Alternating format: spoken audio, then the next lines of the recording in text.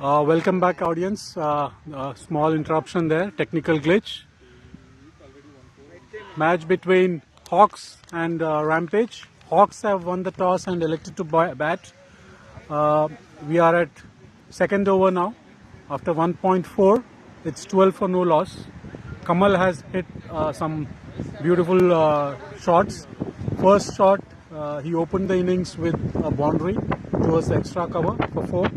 And in this over, second ball, it was hooked for a 6 towards the leg side. Nice ball there. Umpire had a deep thought whether to give a wide, but I think it was on the line and a dot ball.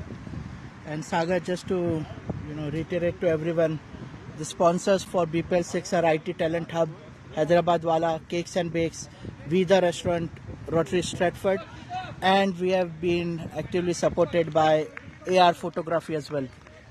Yeah, thanks to all the sponsors and AR Photography. They have given us nice facility on the auction day. So thanks for the AR Photography as well. Yeah. End of 2 overs, 12 for 0. No extras so far. I think while we were not realizing that there was a technical glitch, we were talking about the contest between India versus Pakistan. The next match on the cards. 2:30 is the toss time, which is 7 p.m. IST in India, and 7:30 is the match start time there, which will be 3 p.m. here. Hopefully there are no much extras in this match so that we finish the match on time. Yeah, I've been constantly bickering with both the captains. I've reminded them again that 3 p.m. is the match start time, guys. So any unnecessary delays will be appreciated here. Beautiful ball straight onto the stumps. Well defended by Kamal. He's looking in good touch today. And he's got the opening partner back. Vijay Kumar Mukhiel did not bat in the last match. But he's back to opening now. And as it is always happening with me, Saga, Vasu, who opened in the last match, and he looked in excellent touch. And today I selected him as top scorer and the most fours. And that is enough reason for them to not play Vasu at all in this match. I think it happened for you in a couple of IPL matches as well, where you selected and then you saw a red dot next to him. Yeah, that happened I think once or twice only, but I learned my lesson and not selecting the team before. But here, there's no way of knowing if someone's not playing. I think last match I selected Charan. Again, that he will have the high score, and they didn't play Charan at all, I think. He was not there. Is there any option, just want to check, is there any option where you can put the hole open until, wonderful catch there. What a catch by Surya. Surya has taken. Vijay punched at the ball straight, a shot off, and Surya grabbed it. No mistakes here. And Vijay goes on for a duck. Surya has a big palm. He has wide and big palms actually.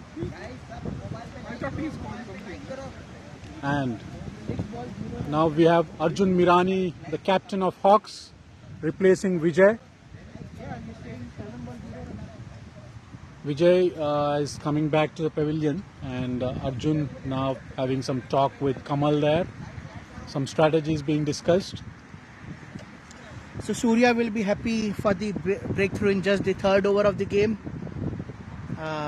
He'll be looking to get the Hawks out for a cheap score so that they are able to chase it. And like I said, they will be missing the services of Vasu in this match. Was excellent in the last match, both with the bat as well as the ball. Also the other important player, Ganga. They'll be missing Ganga as well. Ganga as well is not here. He was the captain of one of the teams in the last IPL and the last BPL, and he was very excellent with the bat then. So, but the Hawks have been like this since the start. They didn't have their captain and Ganga, I think, for the first 2 matches as well, and still they won it comfortably. They have a good team. Arjun, watchful there. Nice fielding there, but the Kamal was quick to run towards the danger end and steal a single there. It's important that this run was taken because Arjun was on 0. It's always good to take one run and then watch from the other end. That eases some pressure and nerves settle down, and then they can go for long innings. That's right, and actually, like we saw in the last match, it creates so much pressure on the fielding team when quick singles are taken just around the wickets. If you have seen the last match, Saga, we had the opening partnership of Satya and Anil Kumar. Yeah, amazing. That was 47 runs in first 5 overs without a loss. Yeah. Very well utilized power play by Satya, more specifically. He hit almost 31 runs. Right, but the main thing about their batting was they were going for quick singles continuously, and I just saw the chart in the Crick Heroes app. Their entire team scored, I think, 52 singles, and most of them were in the opening partnership. And even though we had fielders at the short distance from the stumps, we were unable to stop them from stealing those singles. Absolutely. But एक बात की दाद देनी होगी साहब भाई आपका, तो एक तरफ धुआंधार बल्लेबाजी चल रही थी, महारथी उन पायरेट्स का महारथी दिग्गज खिलाड़ी सत्या धुआंधार बल्लेबाजी कर रहे थे, और वहाँ पे गति का परिवर्तन, और आप आ गए. आप आके पहली बॉल या दूसरी बॉल में भी दूसरी बॉल पे आपने विकेट छक्काई. आपको कैसे लगा? नहीं, बहुत अच्छा लगा. मैं काफ़ी वक्त से इंतज़ार कर रहा था कि बस बॉलिंग करने मिले. फर्स्ट मैच में आई थिंक मुझे बॉलिंग मिली तब जीतने के लिए शायद कुछ 2-3 रन बाकी थे, और मैंने सिर्फ 4 ही बॉल किए थे, तो मैं काफ़ी इंतज़ार में था कि मुझे बॉलिंग मिले. पिछली बीपीएल में भी मुझे आई थिंक लास्ट मैच में ही बॉलिंग मिली थी, तो यही चीज़ है जो मुझे ज़्यादा पसंद है क्रिकेट में. ऐसे लगा कि जब आप आए बॉलिंग के लिए, ऐसे लगा कि ये एक शतरंज का दाव था. गति जो था वो बहुत ही बल्ले के ऊपर आ रहा था, और सत्या बहुत ही आसानी से रन चटका रहे थे. बट जब आप आए, गति का परिवर्तन and wicket चटकाए.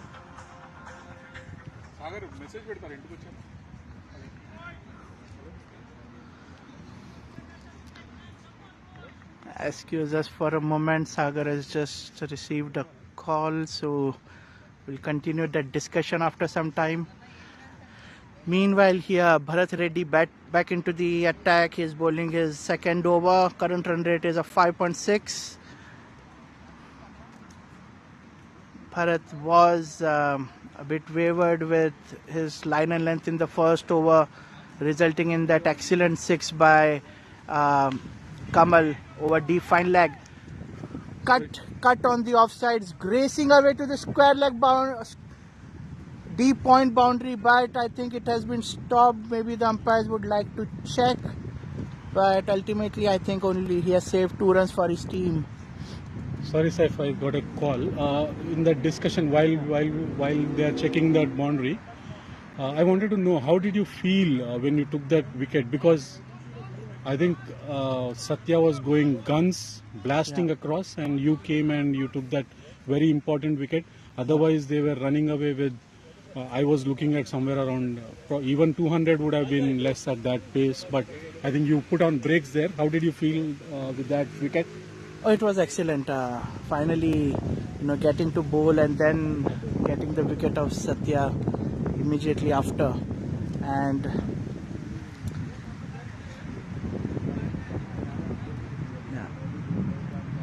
I've lost my co-commentator again. Just give us a moment. That boundary is being checked meanwhile, so the game has come to a halt, which I'm not liking. Every single minute more means that I have to stay here and miss the opening of the encounter. We have been waiting for almost 1 year now. So yeah, if it is up to me, I would just make immediate decisions and not allow any third umpire referral.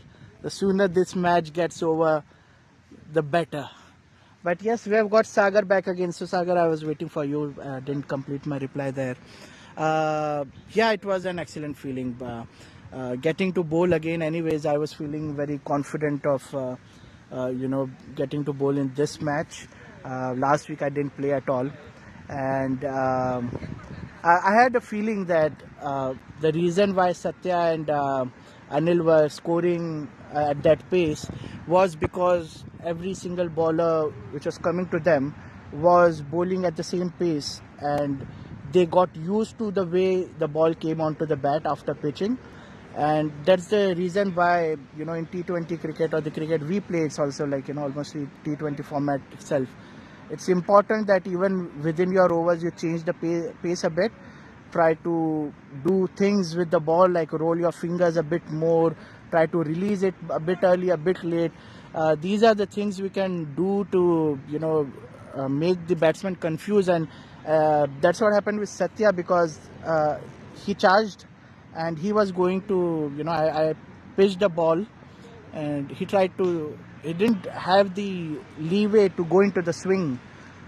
And I think he went yeah. a bit early into the shot, Yeah. and that caused the ball just because go he was high up in the air. expecting the ball to come at a certain pace after pitching, which it didn't happen. And also he played the ball almost at chest height. There was not enough power there in that shot there.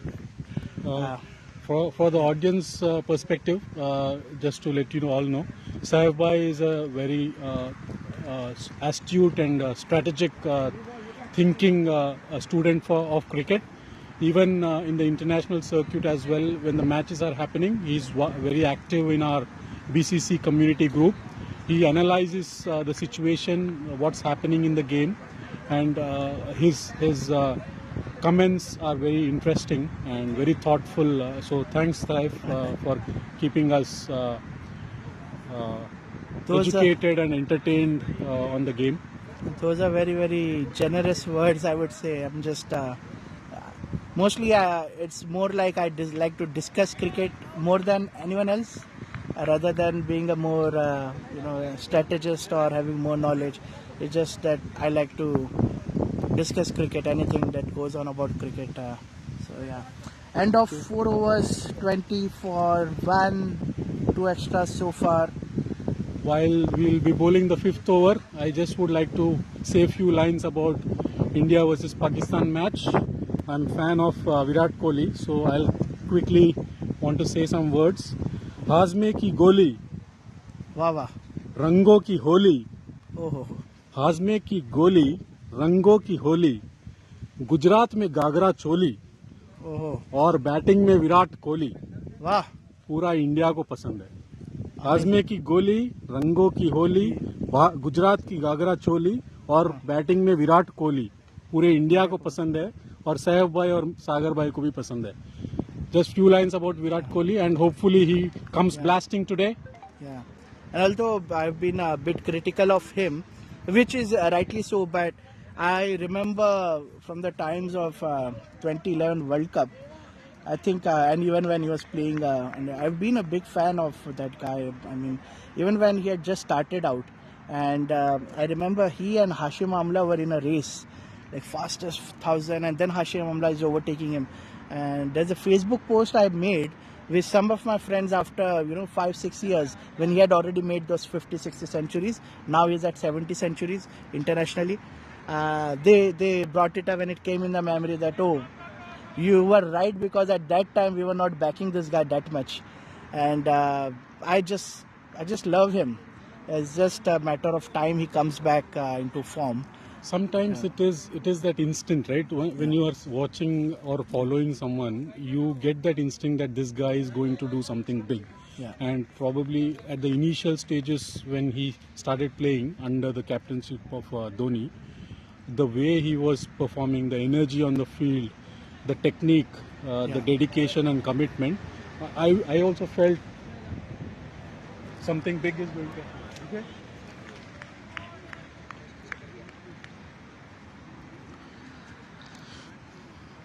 Vinod Reddy. It's a good change in pace of the bowling attack, but What a form Kamal is in. He's got enough time on that ball. It was on the leg side. Got into position, and I wish you could have seen the distance it traveled. A wonderful 6 on the leg side. Nothing the fielder can do here. Vinod Reddy needs to be careful. He needs to bowl a fuller length on the offside, not allow Kamal to go into the swing. A fuller ball on the off. Safe. Surya's collected it. Excuse me.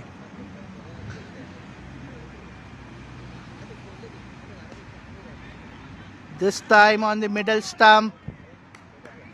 Kamal had a drive at it. There was a fielder there, but a quick single taken. 5 overs, 29 for 1. Kamal on 15. Arjun already on 11. Been 3 extras so far. 1 more over to go into the power play, and 5 more overs to go from this side. So Sagar, 5 overs are done here. We were speaking about Kohli and how some of the players, because I feel that anyone even getting into the top 30 or 50 in a country of 1.5 billion, you are anyways talented. There's no need to even discuss something about being talented or not, but it's just when a person plays and you have that feeling. As a very good example would be of Karun Nair.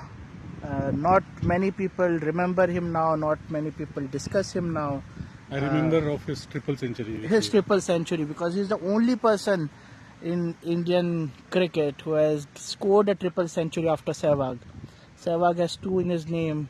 Not even the great Sachin Tendulkar has a triple century, not Gavaskar, not anyone else.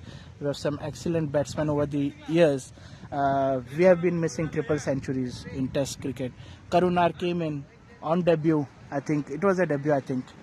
And he scored, and I think in the same match, KL Rahul as well scored a century, maybe, if I'm not mistaken. But there was another guy who had scored 120, 130 plus. Karun Nair is nowhere to be seen for many, many years now. And the guy who scored 130 plus or something, I think it was Rahul or someone who is still playing. So ultimately, yeah. Yeah, so there are 2 aspects, Vai. One is talent which you possess, but then there is the other aspect of how committed you are, how dedicated, how focused, how much you are able to manage the pressure which is there from audience, from fans, from media, from your teammates. All that will make you a tough nut, and whether you are a lambi race ki ghoda or just a one show man, that is something. Because if you compare Vinod Kambli and Sachin Tendulkar, just as a from apple to apple comparison, Vinod Kambli was nowhere less than Sachin when it comes to technique. He was an amazing left-hand batsman. Very flamboyant. Very flamboyant, very stylish. But if you see the way the career halted for Vinod Kambli and the way Sachin played for almost more than 2.5 decades is something 180 degrees. Yeah, it's a story in itself. So yeah, definitely, and that's correct. And we are fanboying over Kohli, but there's a reason for that. Because I've been telling Saga since morning, everyone I've been saying, even I think yesterday when Vijay and Arvind were doing commentary, and they asked predictions for India-Pakistan match, I said I have a feeling Kohli is going to score a 50, and he's a big match player.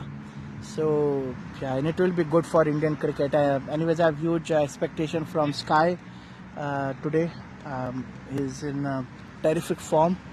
So, yeah, terrific form, and his wrist work is solid.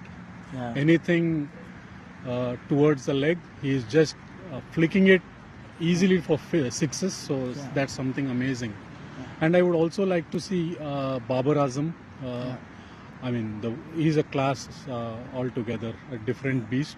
He's in top form in all formats. While I would not like to see long innings from him, maybe couple of shots where I would like to savor his cover drives and shots, but definitely he is one of the nice player, and there is a great camaraderie between Kohli and Babar. If you have seen offline, a couple of tweets coming from Babar, and then even yesterday or day before, Virat had a small interview where he was talking about Babar's. Yeah, they have mutual respect and admiration. Another name, I think, what will be good for India is getting Babar and Rizwan, the opening partner, both in the dugout soon. Excellent shot by Arjun there over the cow corner, raised away for the boundary. There was no field in the deep there.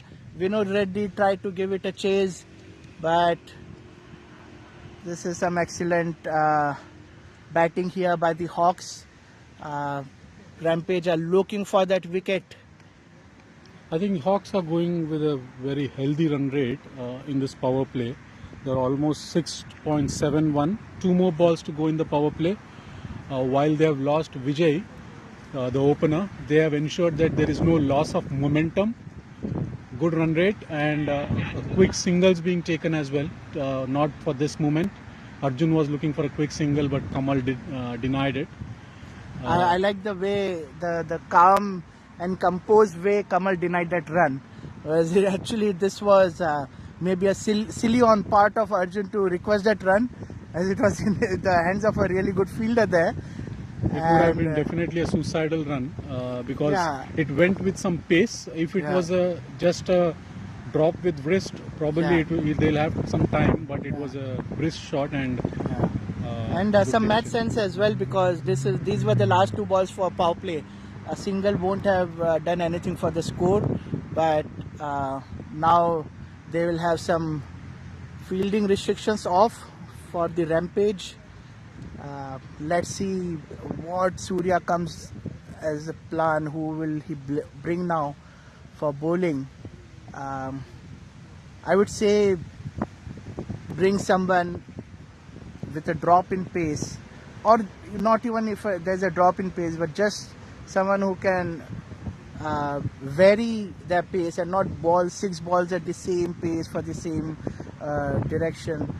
That would, although Arjun and Kamal are both good batsmen, they are ready for any such kind of changes in the pace. But that does help, as I can see one person standing on the leg side in the BCC jersey, Arjun Gully, and we all know how he's leading the wicket taking charts this BPL with his pace, and I played with him in the Friday practice, morning practice, and I could see why we are not able to score runs when, why is he getting the wickets. Although he's bowling slow, his length makes you think whether you want to go on the front foot or the back foot. A similar kind of bowler. I mean not similar, quite different, but the pace is a bit slow. Gnan Reddy into the attack, a kind of Chinaman bowler. Yesterday he was very crucial for the Rampage. He bowled 4 overs, took 2 wickets and just gave 8 runs, and he performed really well. Let's see how he goes about his business today. I was chatting with our Chinaman today during our match when we were sitting in the dugout. He mentioned before coming to UK, he was in New Zealand for 5 years, and he played for the Macallum Cricket Club, and he has 9 centuries to his name there. And we were talking about his bowling, and he was saying that I don't understand why my batting is not working. Then he mentioned that I've got some 9 centuries in New Zealand playing for the Macallum Cricket Club. Was that the leather ball? I think so, yes. See, one thing what I observed is good leather ball, even very good leather ball players who hit half centuries and centuries for joy. Oh, that was a big shot there by Kamal, but it went through the palms of the fielder on the boundary line, and it has been called as a 6. It's Prasanna, I think. We can definitely call this as a drop. It went, though it was on a chest height, but it went in between both the palms and flew out of the boundary line for a 6. Costly miss. While they have dropped a chance, it also added 6 more runs onto the scorecard. So definitely very critical drop there. Kamal is in excellent form today, and bad balls he's punishing them like anything. He's already reached 30 runs of 16 balls. I think the next 4 overs will be a bit they should be playing a bit watchful because they are playing against the wind, and when they start the 11th over they will have the support of wind as well. So even if they can target around 70 odd runs for this at the end of 10 overs, that should be sufficient, because they will have lot of wind support when they switch the.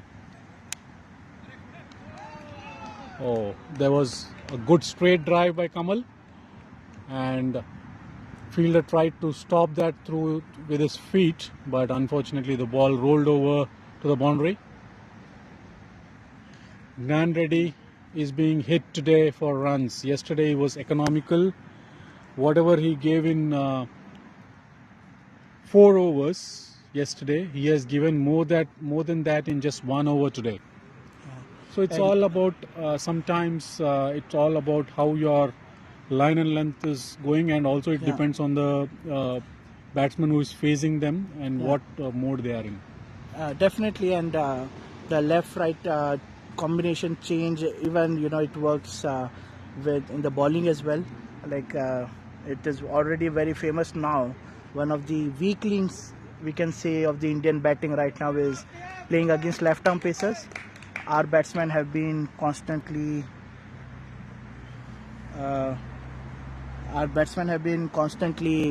getting out to left-arm pacers a lot.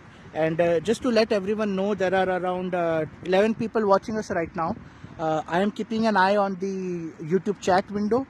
So anyone who wants to leave a comment or discuss something or just highlight something, please make use of the YouTube chat option. For example, Sagar, we have a comment from Anime Warehouse that the 6 which Kamal played, that was added to Arjun's score, but I think it has already been corrected if there was a mistake there. So it is things like this we are looking for, and the chat option is a good way to make this interactive and fun. So we can take your feedback live, and even your thoughts on the India-Pakistan clash or the current game between the Hawks and the Rampage will be much appreciated. And again, a request to everyone, please like the stream as well. Please, if you have not done already, please click a like on the video. It will help us gain some traction. Yeah, absolutely. Comments, feedbacks coming in from the audience will definitely help the organizers, the committee, commentators, volunteers. They will definitely be boosted up. Arjun being a bit watchful there, while Kamal is going guns blasting. Arjun wants to stay. He's focused to play a long innings. 2 more balls to go. A good over so far by Uday Kiran. Fuller in length. Arjun plays it with soft side and still gets a run because the ball travels behind the wicket. Bharat Reddy tries to dive and stop it. Not successful. This will be the last ball, and in the over change I would like to discuss the first game of the Asia Cup with you, Sagar. I've just opened up the scorecard for it. Nice shot there. Kamal looking very confident. It wasn't a bad ball, it was a length ball, traveled nicely, but Kamal is now in a good rhythm, got into position to sort of pull it towards the cow corner area. End of 8 overs, 54 for 1, only 4 extras, but they are leaking runs right now. Surya needs to find wickets. Yeah, so you were talking about the match one. Yes, it was at the Dubai International Stadium. Afghanistan won the toss. They elected to bowl. They got the entire Sri Lanka squad out for 105. And there was a bowler, Fazal Haq Farooqi, who took 3 wickets. Nabi took 2, and Mujibur Rahman, the excellent spinner, he also took 2 wickets. And they chased that score. If I have not seen the scoreboard, I'll just ask you, how many overs do you think they chased a score of 105? Because you are asking the question in this way, I am expecting 10 to 11 overs. Yeah, perfect. 10.1 overs against a good Sri Lankan bowling attack. They scored 106 in 10.1 overs, just lost 2 wickets. Rahmanullah Gurba scored 40 of 18 balls. Hazratullah Zazai scored 37 of 28 balls. And there was at the end Ibrahim Zadaran scored 15 of 13 balls. How many wickets did Rashid Khan took yesterday?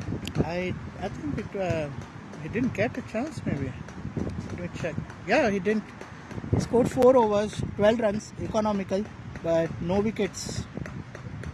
Yeah, I think in T20, especially the international circuit, 4 overs, 12 runs is as good as taking 3 or 4 wickets and giving 30 runs or 40 runs. I mean, it's amazing because they are not taking the wickets. Even in IPL, if you see, when he plays for Sunrisers, he's not taking the wicket, but the bowler who is bowling along with him, they will take the wickets because the batsman wants to go for them and play out Rashid Khan. His economy, I think, is the stuff of legends in the IPL, because I think the only one next to him is Sunil Narayan.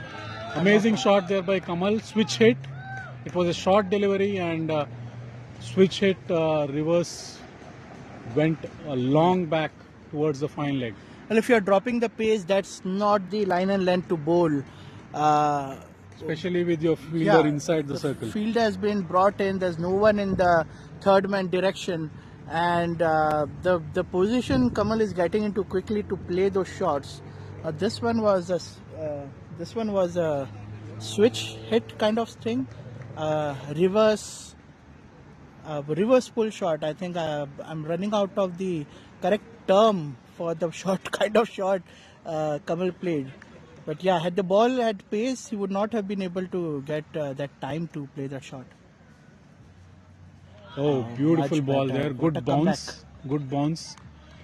I think Hawks are running away with a very good run rate. 60 runs already, especially playing against the wind. And the next 10 overs, they can go more bigger and better. Kamal is on 41 of 23 balls, and I hope he reaches the half century mark. It will be very well deserved. And I was very disappointed for you, Sagar, as well, for you missing it by 1 run.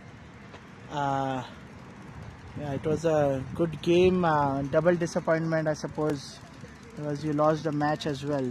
Yeah, definitely. I mean, we were going for the runs. We required around 30 runs in the last 2 overs.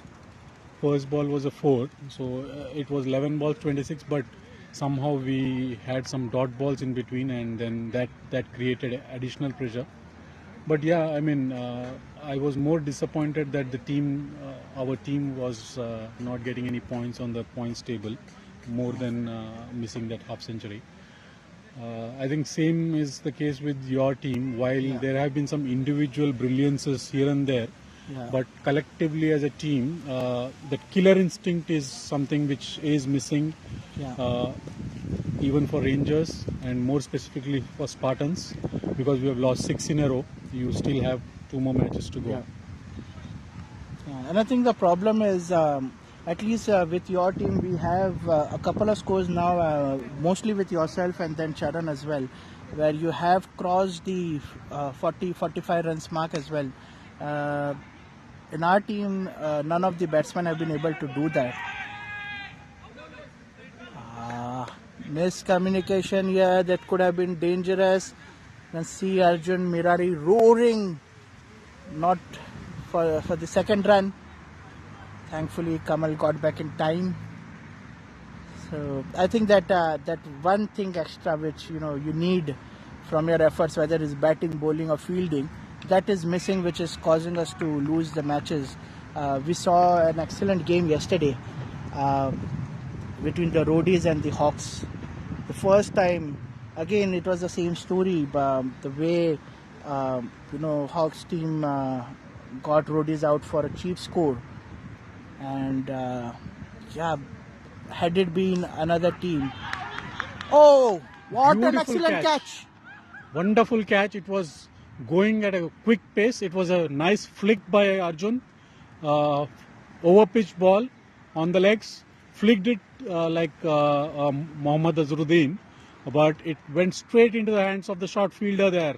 Unfortunate. Yeah, and Bharat Reddy, kudos to him. He made no mistake.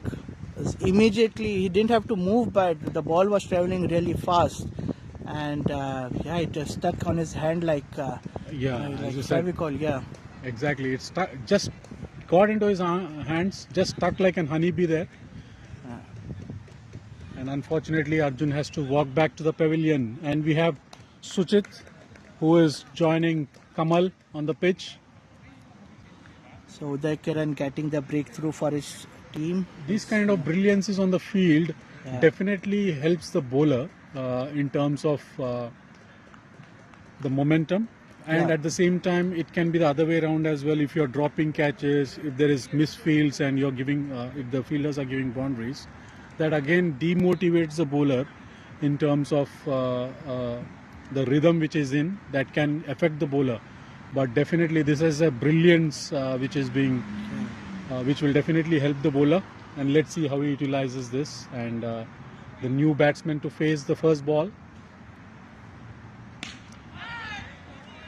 A positive intent there by Hawks. First ball, Suchit phases. He whacks it around to the.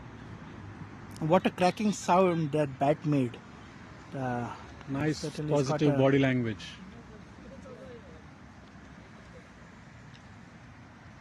I think if Rampage has to come back into the game, they would need. The misfield there by Rijwet, and Kamal is getting runs either ways. If Rampage has to get back into the game, they need to take Kamal's wicket quickly because he's running away with the game. If he's there for next 5-6 overs, I think we are expecting around 160. Yeah. An interesting field here because he has got the three usual fielders on the leg side, but on the off side there's only one at deep point, Ridgewith, and there's a long off here, but I don't think there's been any shots played straight down the ground so far by either of the batsmen, and Suchit is new on the crease, and still he played the shot through the covers. I think Surya should have the long off fielder just next to your screen. You can see him. He can be pushed towards the extra cover there because Rijwith had to run a bit and he made a mistake while stopping the ball. I think you're right. The long off player should be a bit squarish. So because he has time to run towards long off area because the wind is also against. Ball will slow down. But if it goes squarer, I think ball is running away quickly. Yeah. So the same score that Pirates had in the last match in the first 10 overs, 67 runs in 10 overs, I think, but they lost 3 wickets. And Rangers were 69 for 2 at the end of 10 overs in our game as well. So the Hawks are at 67 for 2. Today is turning out to be a big scoring game. And now there will be a break of 10 minutes for the sides to change and for the teams to strategize, take some drinking, get some water, and yes, I think it's time for us as well to take some break. We'll be back in a few minutes. Yeah. Thank you. Thank you.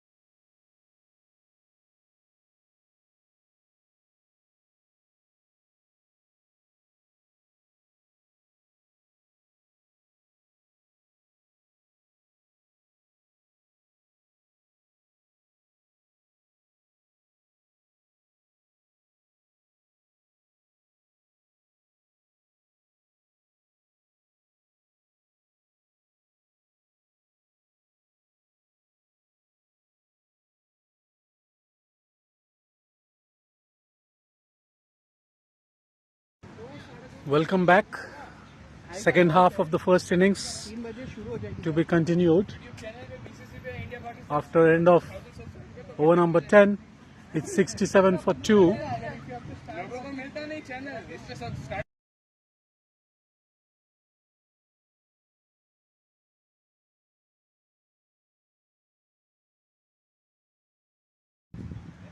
Right. Some quick discussion by the Rampage team on the pitch. How to approach the next 10 overs. Saif, coming back to the India-Pakistan match, probably very rarely you don't see traffic jams in the cities like Mumbai, Bangalore, Hyderabad. Yeah. But today, I think the roads would be empty, maybe barren, after 3 p.m. UK time, that is 7:30 IST. Yeah. Nowadays, even in the nights as well, thanks to all the BPOs, call centers, and some of the IT companies, MNCs, which work round the clock, you see some traffic on the roads even in the nights. Yeah. Forget about the daytime, you can't even it takes hours to just travel 5 miles. But today, I think it should, being Sunday and then an India-Pakistan match, the roads will be completely empty and you can also play gully cricket on the roads. Yeah, but I don't think anyone will.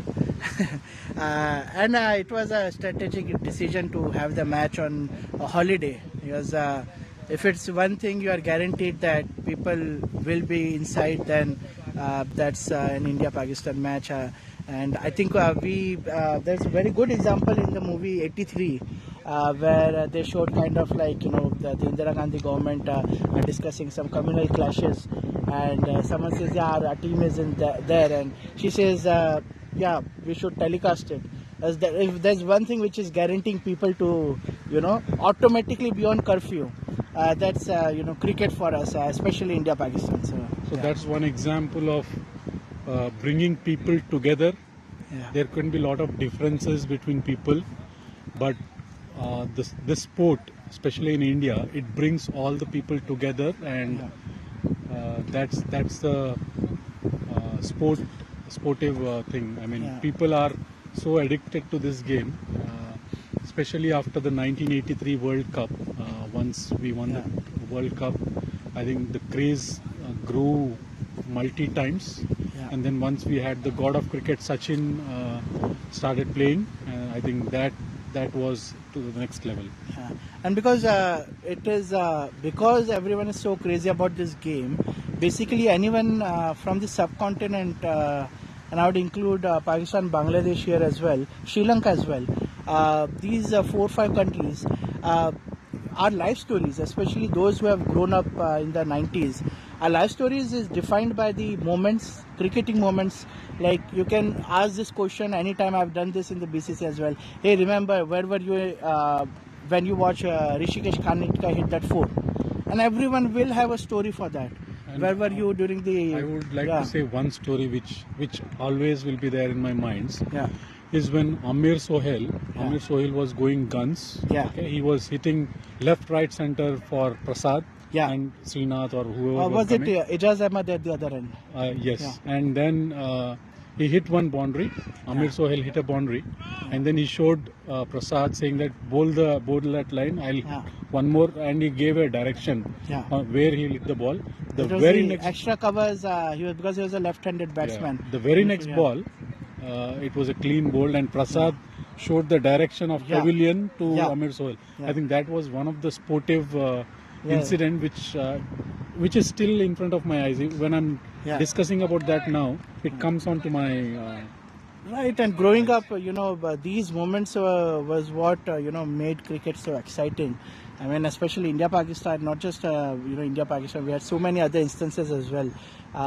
But we do have these instances, like even before that, when we were quite young, or even before we were born, people fondly remember the incident of Kiran More and Javed Miandad. And it's very funny that Kiran More, the Indian wicketkeeper, so he was constantly appealing, and his way of appealing was really jumping up and down. And it was a known secret that Kiran More does not shut up. Kiran More is very over and active in the field. So Javed Miandad got so irritated by it He started actually jumping. he started jumping Yeah. and imitated Kiran Moran. It's like, why do you keep doing this? Like, there's no point to it. I, Yeah. I saw that video. The other incident which I like was it was a Hero Cup. There was a match between India versus West Indies, Yeah. and that was a final of Hero Cup. There were 5 runs to be defended for India, and Mohammad Azharuddin was the captain. He gave that over to Sachin Tendulkar, Oh yes. and he defended those 5 runs, and we won that cup. Yeah. So, audience, if you have any these kind of memories with you, which you would like to share, please do comment on the comment section with the incident and how it influenced you as a person and as a cricketer. Please keep your comments coming in. Thank you. But on the other side of being an Indian fan, I mean, we like these kind of incident. Yeah. I've not watched this live, but there are a couple of incidents which went the other way as well. For example, Chetan Sharma Oh. being hit for 3 sixes and the match being won by Javed It Miandar. still hurts. Yeah. I've not watched that, but I know. Yeah. And then there was one innings, I'm not sure, someone told me that earlier we used to have 60 overs one day matches. Yes. It was not 50 overs. Yeah. So Sunil Gavaskar went as an opener.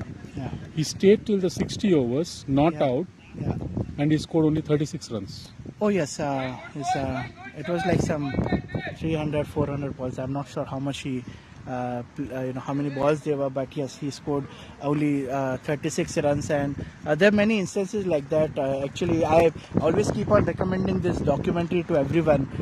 If you want to know about what happened in the 70s, the state of Indian cricket, as well as that documentary is mostly about the West Indies and the Bodyline series. But India plays a crucial part in that. It's a very one. I won't reveal anything. People can get that documentary anywhere. It is a must watch if you love cricket. The footage, they have colored it now, and it's amazing to watch the deadly pair of the 4 West Indies bowlers. What motivated them to create that team?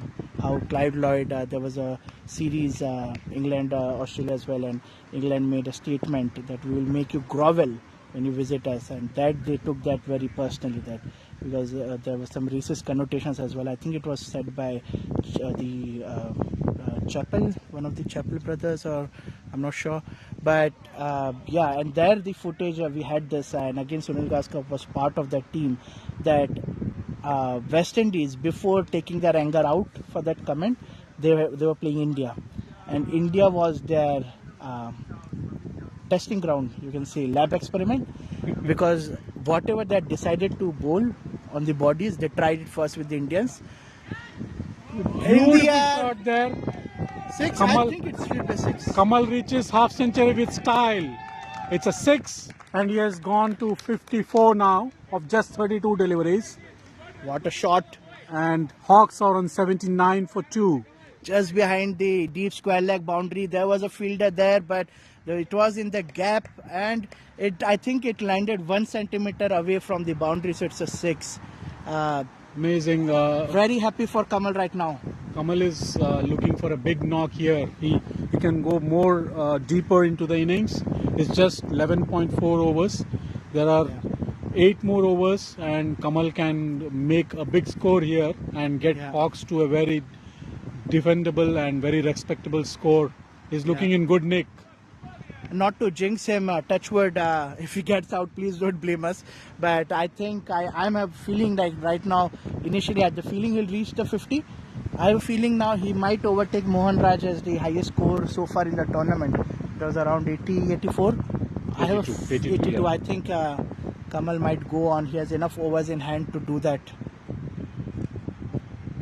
While as 80s and 90s kids, we have talked about a couple of incidents. For this generation, probably they would definitely have that India going down under, beating them at their home, at their den, 2 times, 2 series being won. I think that will be very fresh for the newer generation.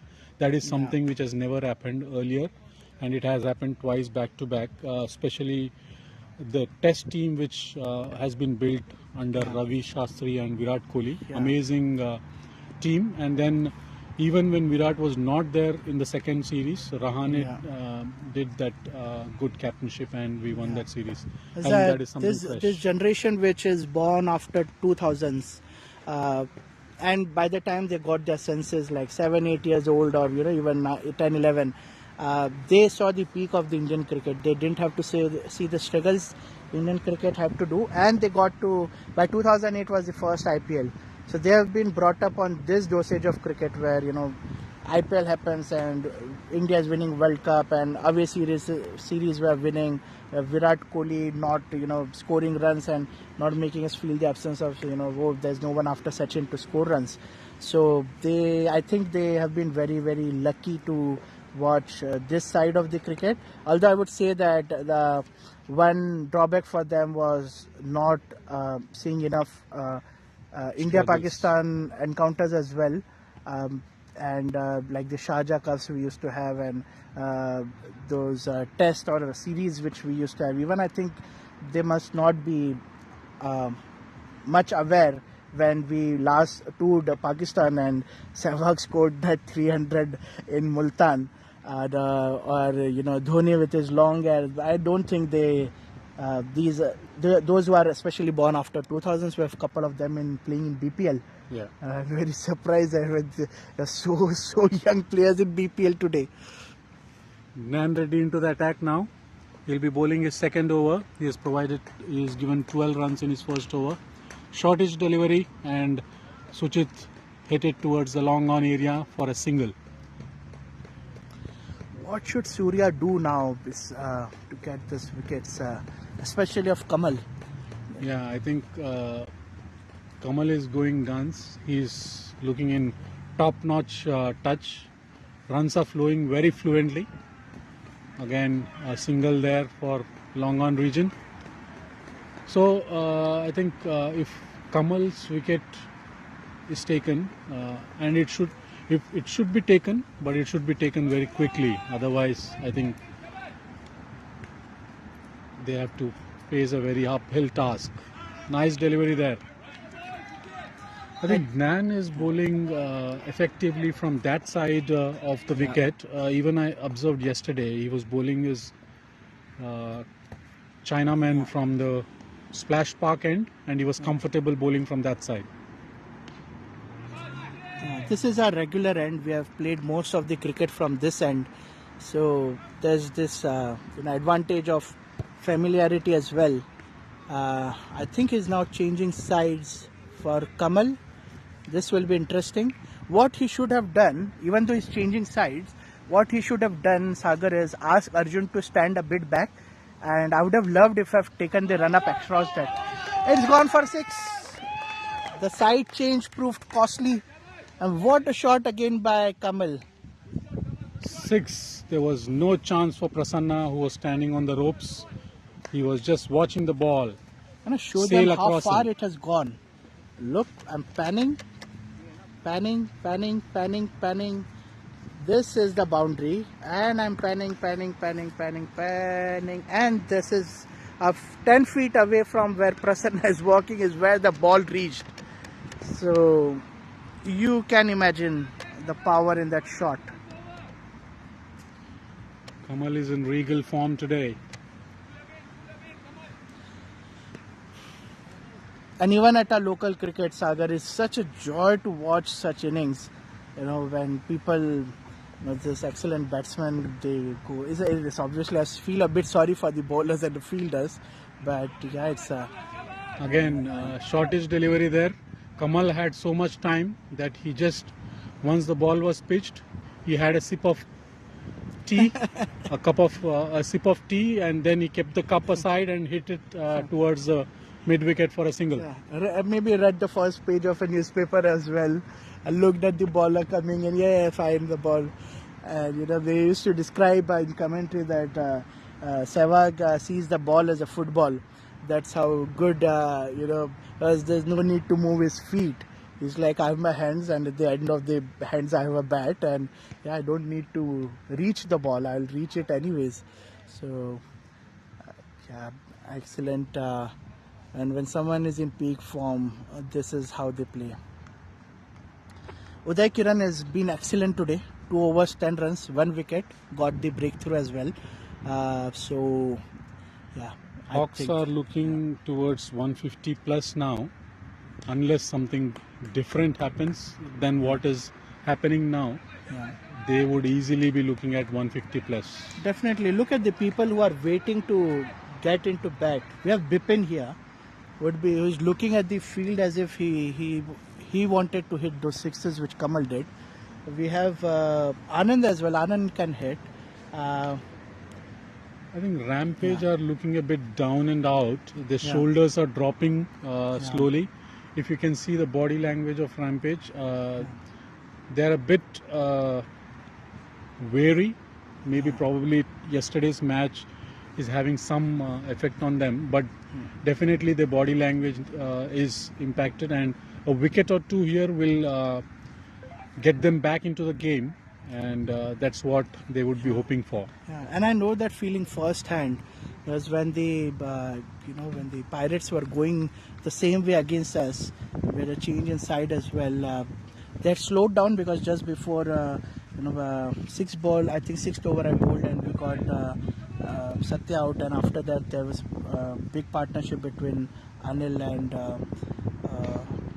I think it was Anil and Dilip. So yeah, it affects you because you are seeing every over the runs are keep on piling. Just that last over they had 10 runs because of that 6. So it's affecting the morale of the fielders, the body language as well. And what needs to happen here is the wicket keeper and the fielders at the shot, they need to keep encouraging and keep motivating, keep cheering for the team, for the bowler. It's very important because that gives some confidence to everyone. Excellent. Another good characteristic of of a good batsman here. It was a good full delivery.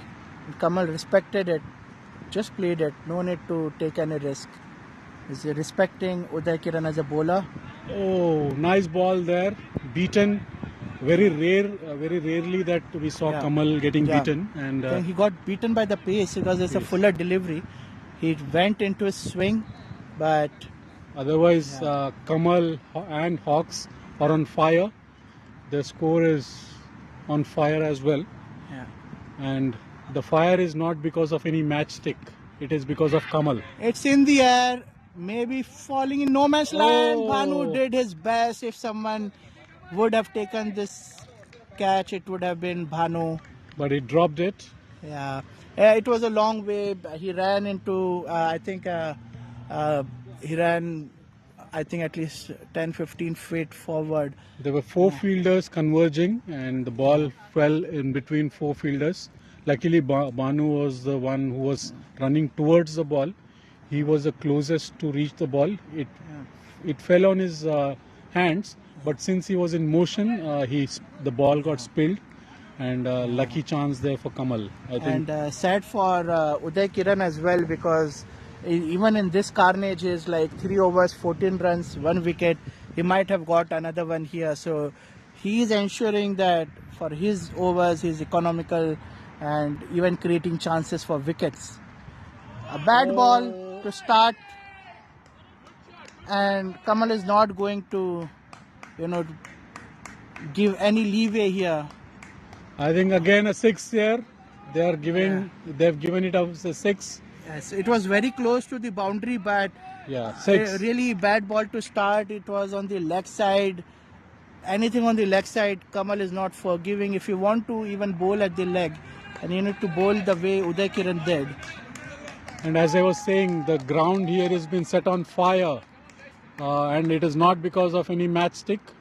The fire has been set by Kamal here. That fire alarm in that neighboring building might go off, because that is something which is happening every weekend. I'm very irritated by that. Thankfully today started and stopped immediately. Quick single there by Kamal. Nice running. Intelligent cricket here. He's got the 6 of the first ball of the over. And he's taken a single. He's already reached to 72 of just 43 balls, and he has a chance for a century as well. Low full toss. Oh, nice ball, nice fielding there by Banu. Just fell in front of him. That's good shot by Suchit. He's giving good company here. He's reached 8 runs of 12 balls. And yeah, it's this partnership is going strong. And this has again traveled that same distance. When I panned earlier, I'm not going to do that again. But just imagine it's gone to the same area.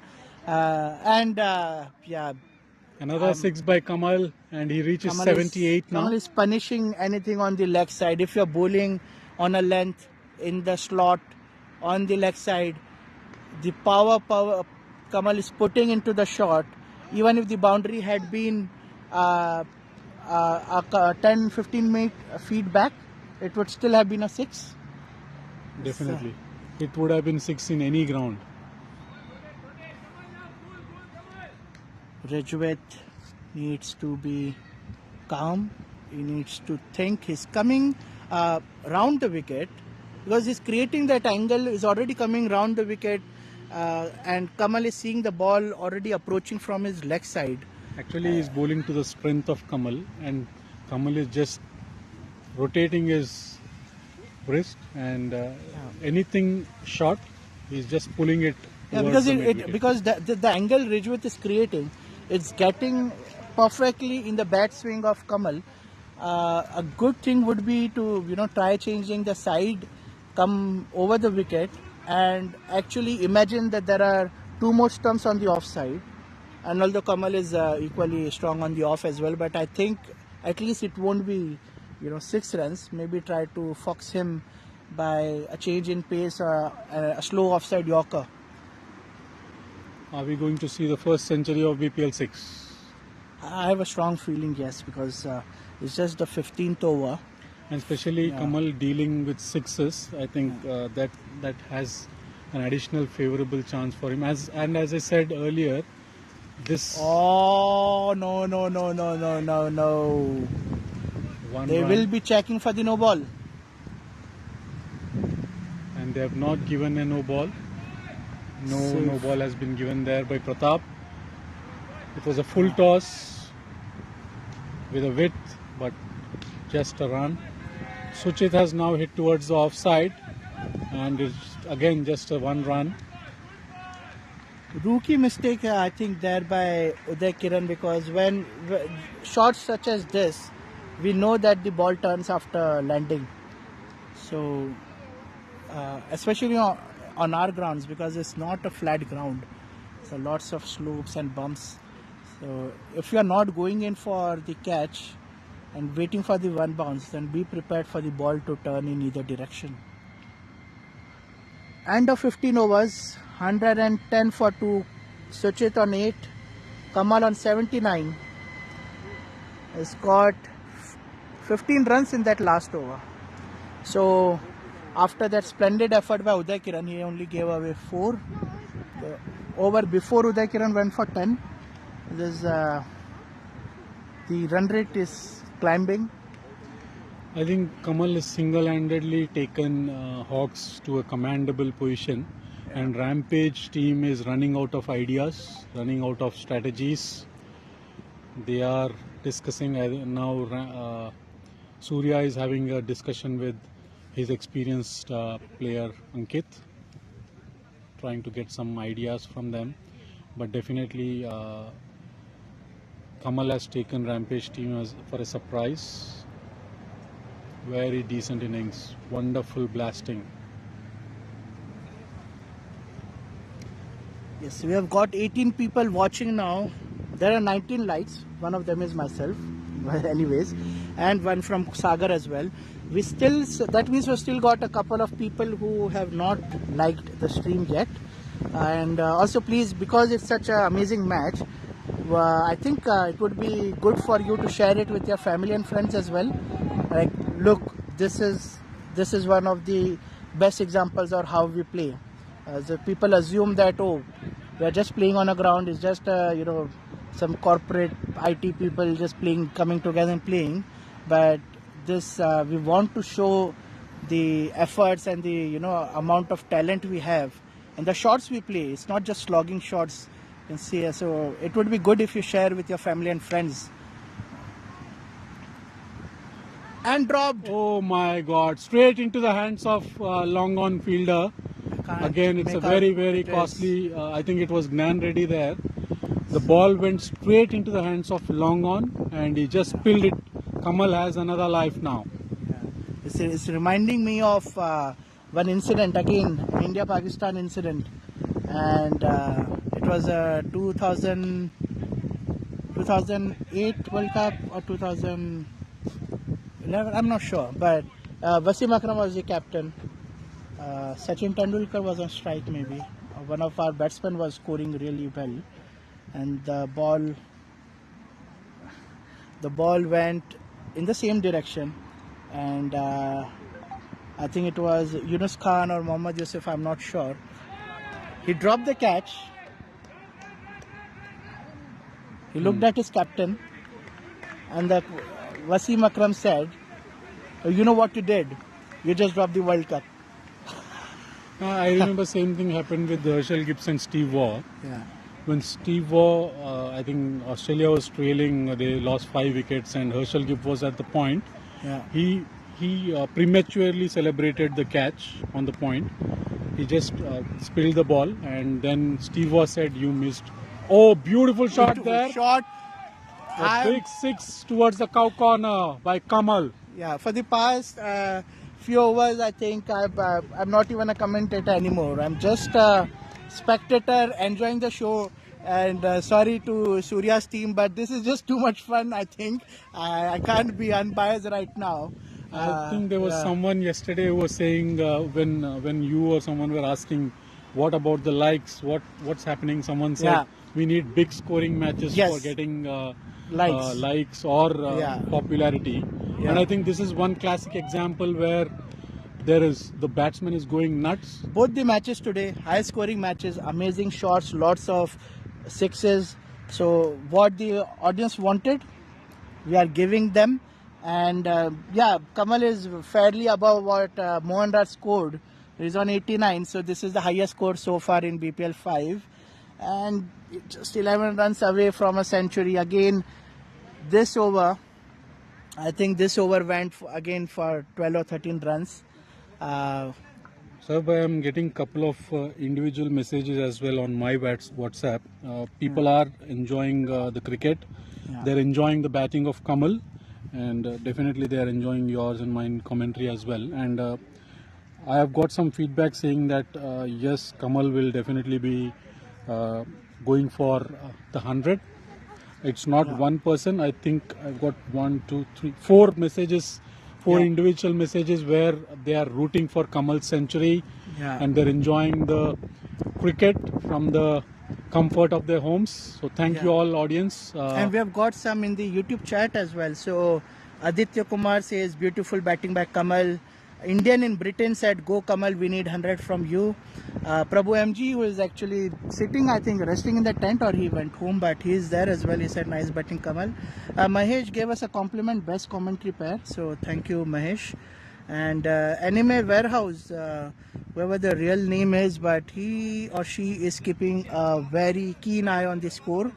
So there have been some messages from him that, oh, this was wrong or this was wrong. And obviously I think our working committee team, the match referee, are also keeping an eye on the YouTube chat, because they are also getting the feedback live from the viewers, and they are correcting the scores as well.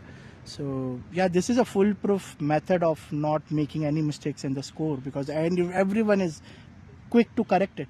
And like we do when we watch India versus Pakistan match, and if a bowler is like Bumrah is bowling, for example, even though he'll not hear us, we keep saying, Bumrah, come on, take the wicket of Babar. Similarly, audience Bhagya, she's requesting Uday to take a wicket of Kamal and stop this carnage which is happening at the ground.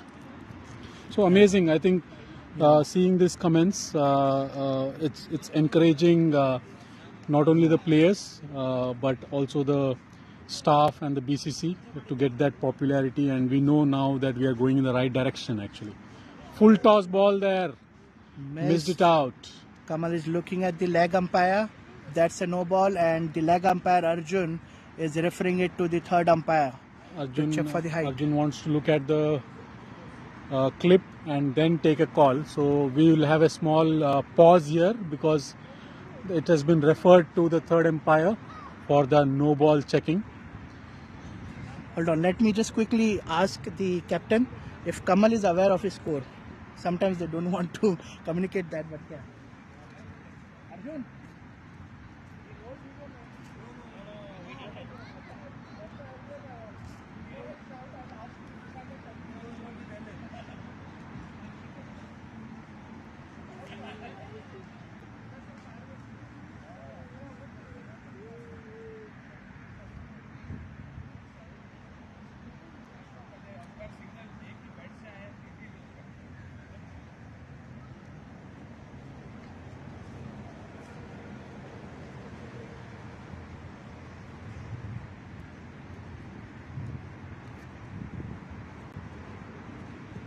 So Sagar, I had a feeling, and I think I was right. They have not communicated to Kamal that he's on 93. They don't want him to know.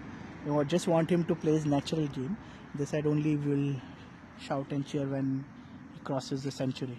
That's So, a sensible yeah. thing to do. But Yeah. the way Kamal is batting today, Yeah. if he was driving a car today, he would directly get onto fourth gear, not Yeah. to first, second, third, and fourth.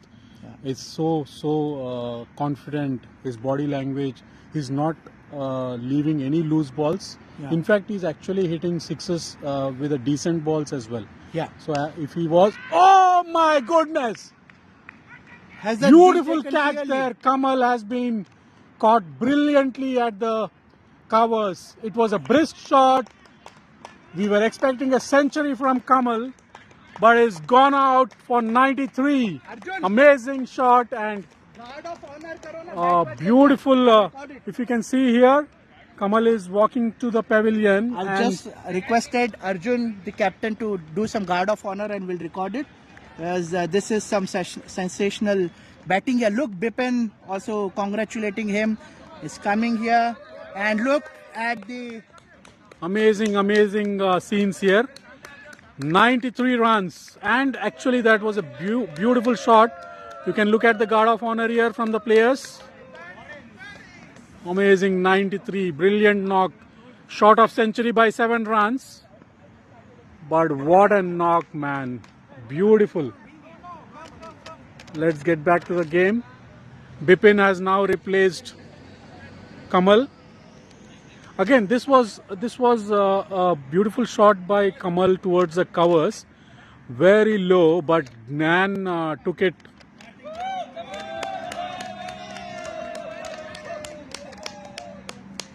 Okay, now Bipin to face the ball. Vinod ready to bowl the fourth ball. No run there, dot ball. Coming back to the knock which Kamal has played today, amazing. I was looking for a 3-figure. I was hoping that he would get a 3-figure mark today. Unfortunately, it was a brilliance of Gnan Reddy. He snatched the ball. It was just on his below his knees. It was at a brisk pace, but he ensured that he timed it perfectly to snatch the ball. And kudos to the fielder there, Gnan Reddy. what a catch by Nan, and this is some extraordinary effort which was required to get a wicket of an extraordinary batsman. Bipin is trying to go aggressive. The body language shows that he wants to go for big shots. He missed it. He missed all 3 balls, but I'm expecting some big knock or big shots actually from Bipin, at least 1 or 2 sixes. Now I think Suchit has to take the ownership because he is already played 15 deliveries. Yeah. He knows how the ball is coming, and probably he needs to get these 3 overs successfully. And I think he would be also keen to go for the shots because he's playing second fiddle to Kamal. And definitely so. Just looking at the score, 8 sixes and 5 fours. The strike rate of 179. And is that a run out? It's given signal to the third umpire. Bhanu with a direct throw there.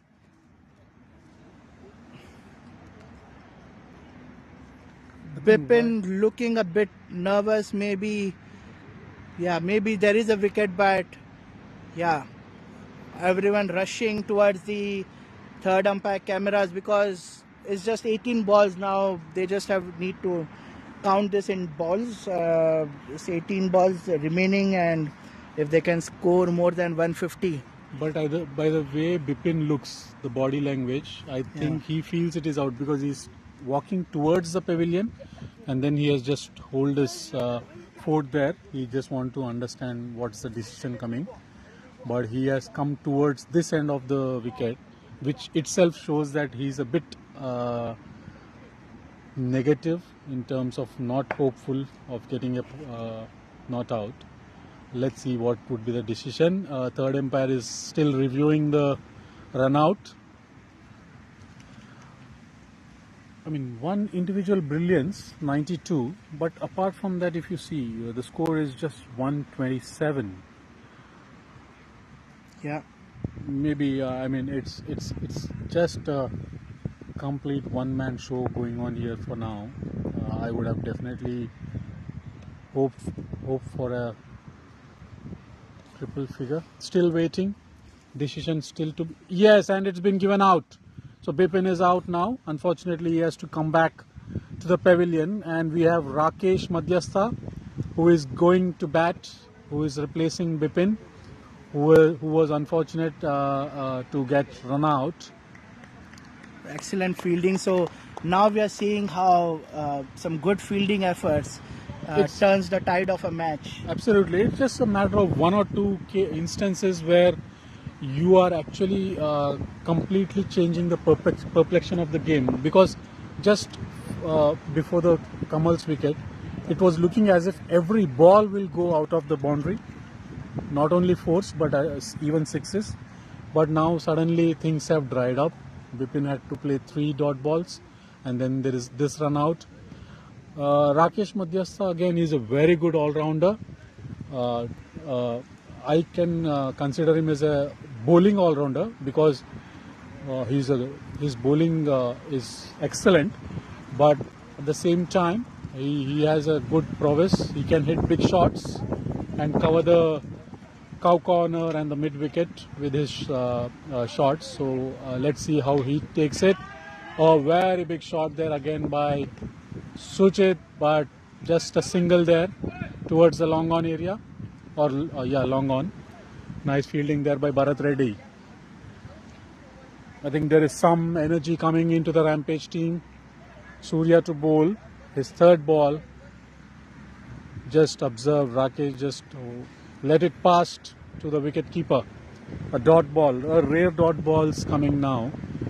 Until Kamal was there, they were running away. This is the Rampage's chance to pull back the game, make sure they don't cross 150 or even 140 if it's possible. Again, back-to-back dot deliveries. They have put some brakes on the Hawks now after a strange hold by Hawks on Rampage by hitting sixes. Now again it's a ball in the air, taken. Excellent catch. Amazing. This is, I would say, this is one of the best catches of this match, along with Gnan Reddy's catch. It was very low, coming almost at his onto his feet. He had to run, I think, a couple of feet and then bend down and take because it was low, and he ensured that with the momentum he had, it didn't fumble or drop it. So excellent catch there by Deva Harsha Reddy. And sometimes we should give the credit for the wicket to the fielder. I mean, yes, the quota here in the scorecard, it will show that okay, Surya has bowled this and then fielder has caught it. Yeah. But here, if I have to give some credit, I will give Surya maybe 20 or 25%. But 75% of the credit I would definitely give to the fielder. Beautiful catch. Running catch. He was falling in front. Ball was falling in front. Yeah. One thing, he saved 4 runs and then he took a wicket. So it's a hard luck for Rakesh. It was a good and shot. Your comment, I think, is true even for the 2 other catches and the run out. So remember the Bharat Reddy, a blinder. The ball stuck to his hand. That could not have been a catch. But And then Nan Reddy. then Nan Reddy, very critical Kamal's wicket, diving catch there. And then Bipin's run out and this one. Run out so and this all one. these four Yeah. back to back. It happened very quickly. Yeah. And amazing. I mean that is how your fielders need to back up your bowlers, and that will give you a regenerated energy in the field. Bowlers will be coming back into the rhythm. Yeah. Definitely it helps. And at the same time, if you see the first match which your team played with Pirates, there were so many drops. Yeah. We are seeing a complete different team here in Rampage. There was a run out chance, but and now the body language has also changed. Look at them, their shoulders are up, their chest are out. There's a spring in their steps. They're no longer, just with drooping shoulders, with a very mild body language. Now I think Rampage are looking a bit more confident. And Anand Nagarnur is, he replaced as the next batsman, and we have still got Arun Soman, Aditya Kumar, Fani Kiran and Mani Marimuthu. These are the four next batsmen to come in, and I'm not sure of their batting prowess, but what they need now is 12 balls. How many of these can go for boundaries? That's, I think, should be a very simple equation to get their team to at least psychologically cross 150. It would be good for the Hawks.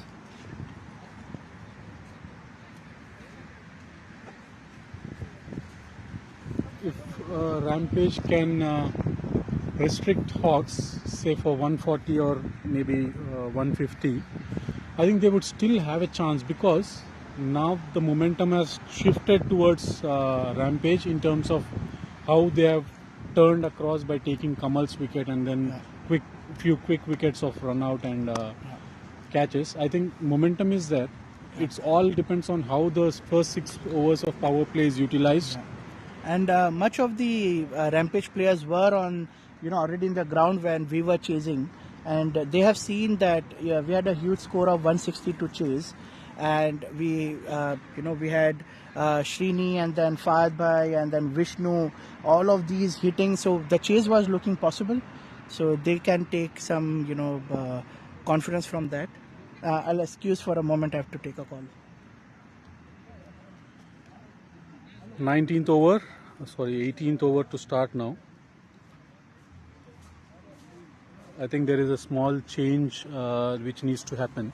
We have completed 18 overs, so they will be updating the 18th over with the right figures, minor correction, and that is the interruption we are seeing here.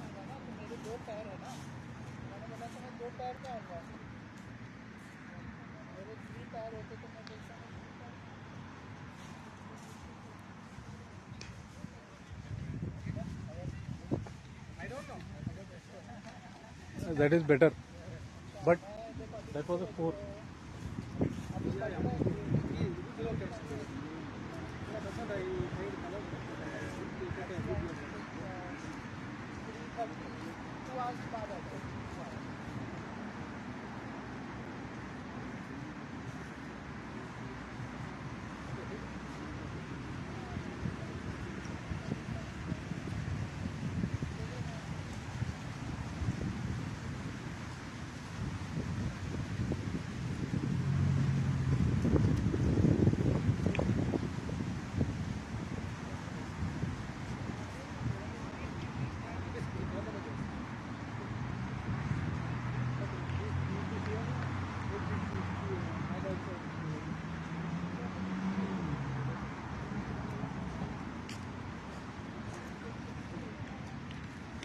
All right, back into the game. Scorecard has been updated now. It's 133 now. 19th over to start. 133 for 5. Oh, slowish delivery. There was some kind of experimentation being done by Vinod Reddy. Very slow, full toss on the leg, and Anand was quick enough to utilize that. to the maximum. 6 runs for Anand. Fielder had to unfortunately run for a long distance to collect the ball. The ball went almost 3 times the size of the ground here. What a shot by Anand. I was just on the call there, but keeping an eye. So signaled a wide. Maybe a bit unfair. He was all the way over the offside. Might have travelled over the stumps. Yeah, even I felt that. Sometimes it is a bit unfair for the bowlers. Is it same again? Back-to-back wides. This one looked like it was going down the leg side. Yes. It was a frame-by-frame replay of the same ball and the same shot. Nice ball by Vinod here. Fuller slow in the block hole at an angle. Quick single taken. 10 more balls to go. 10 more balls, and I believe 150 is anyways in the sight of Hawks, but they can also target more than that. Even if it is 20 runs, probably they are reaching at 160 even if they score 18 runs for the next 10 balls. So 160 is definitely on the cards for now. Let's see how Anand and Suchit. Again a full toss straight into the hands of Prasanna or at the boundary. With the force of the ball, he went back, he fell down, and he was still comfortably inside the boundary line. Very, very close, but Bhaskar, I think is the referee or the third umpire, I'm not sure, but he was right behind him, and he immediately signaled out that, it was comfortably taken. Yeah, as you said, he was actually thrown backwards, and he had to sit. But if it was another 2 or 3 inches outside, probably they would have given him a Suchit goes for 14, very crucial 14 runs. Even sometimes an innings might appear small on paper, but it is very crucial in the way that he gave strike to Kamal. No, I will give you an example where on the paper it is very, very, very small, but it's huge contribution, and that is Jack Leach. Against Australia. There was a test match going on. 9 wickets down for England. We had Stokes and Leach. They had to hit almost 100 runs. 9 wickets down. Jack Leach. Oh, it's an out. Clean bowl there. Vinod getting some wickets at the end. So talking about the smallest of contribution, Jack Leach scored only 1 run that day, and Stokes hit more than 100 runs in that 10th wicket partnership, and they won that Ashes Test match. So amazing match. Definitely you should watch at that highlights which is in YouTube. I almost watched 3 or 4 times. I would recommend you to watch that, and definitely you would get entertained with that match. And especially the commentary which was going on when Jack Leach was playing. Almost every 2-3 balls he used to remove his spectacles, take out the moisture, put it back, and then he was just defending the balls. It's very difficult to do. And then there is a classic example of how to use and when to use a referral in that match. So what happens is there is a LBW chance, they go for it because 3 or 4 more runs to win.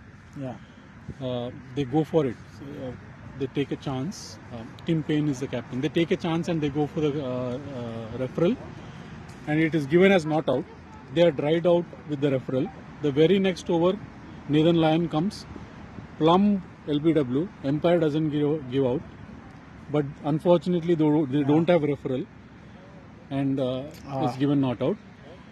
And England has won that match. I mean, that is one of the best test matches I've seen, and that has brought Stokes into a different league altogether because of the test match. I would definitely recommend for you maybe sometime when you're free. and for the audience as well. Sure. That's something I keep on doing, like just going back to videos by ECB or even BCC or PCB or some fans really create some very cool highlights kind of important matches. So yeah, something to look forward to, and yeah, really good example because one wicket left, you have to play out, and the temperament actually that it comes to play, the amount of patience you have and self-control not to go in for the shot. And we know in test matches how they keep the fielders very near to the batsman, and especially if it's a tail ender, the chatter is too much. And knowing that they were Australians against an English tail ender, it would have been brutal. There was tens of thousands of people in the ground. Yeah. Stokes was hitting left, right and center, 6, 4 and all. But when Leach hit his one run, Yeah. he faced around 30, 40, 50 balls. He scored that one run and the entire ground stood and gave him standing ovation for that one run. Wow. And he still says that that one run is the most important run in his life or so far. Okay, last over. 143 for now. 143 for 7. 5 more balls to go. So I think there's some scoring mistake here because it's Surya bowling, but the name is coming up as Bharat Reddy. Just seeing if I can inform. Direct hit there by Banu. And direct hit makes that impact. It's got out.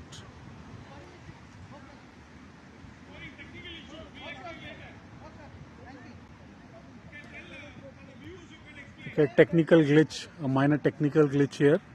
While Surya is bowling this over, last over, it shows as Bharat Reddy. We will do that course correction later, post-match. But for now, it is Surya who is bowling. And you can ignore that it is Bharat Reddy on the screen here. Amazing fielding there by Banu at the short cover or short mid-on. I think he hit it directly at the non-striker end and was an out. So it's a new batsman, Arun Soman. Have you seen him play? No, it's Funny Kiran now. I think Arun Soman got out. Funny Kiran, I think, has played a couple of matches So already. wide given down the leg side. 144, 4 more balls to go. It's a good comeback by Rampage after that 93. And is that a wide? Yes, it was way outside off stump, and Pratap, the main umpire, has called it as wide. So back to back 2 wides. Inching closer to the 150 here, only 5 runs left. Oh, that's a beautiful reverse hit, but there was a fielder placed there, stationed exactly at the same place, and the ball bounced in front of him and just for a 1 run. Surya to bowl the Very 4th ball. cheeky shot, I think, to play at this stage of the game. And it's gone out for a run. Again, It's a another run out. Yeah. Straight into the hands of short mid-on, and then Banu was I quick think enough. Anand was keen on getting on strike back, and Funny just mentioned that the ball is in the hand of the fielder. So, but unfortunately he has to leave because he came out of this crease and crossed, I think. Both the fielders were at the same end, and Banu didn't take a chance of throwing the ball. He just went to the wicket and took the bails out. So it's an out, 2 run-outs in this over, 2 singles, 2 wides, and then now this is, I think this will go for a single, is it? Yes, just 1 run. 147 now, last ball to be bowled. I think that's a very good comeback by Rampage, considering the Definitely. individual scoring 93 runs and you are still restricting your opponent below 150. I mean, it's too early to call it below 150 because we have 1 more ball. Let's wait for this ball. It's an out! it went straight into the hands of point fielder, and Gnan was vigilantly watching the ball and took the catch there. So last ball again another wicket. So last over there were 3 wickets, 2 runouts and 1 catch. And Hawks are not bundled out, but they are 147 after the end of 20 overs. Yes, and 13 extras, and what a comeback by Rampage, because at one point of time we were discussing 160 plus score easily. So I think the last 5 overs have been really good. They have got wickets, and I think I was right there. They have been bundled out actually, but luckily it was the last ball of the innings, so no major impact because of all out. But they have scored 147 for 10 after 20 overs, and Rampage has to go and score 148. And quickly I'm trying to get Kamal here for some time.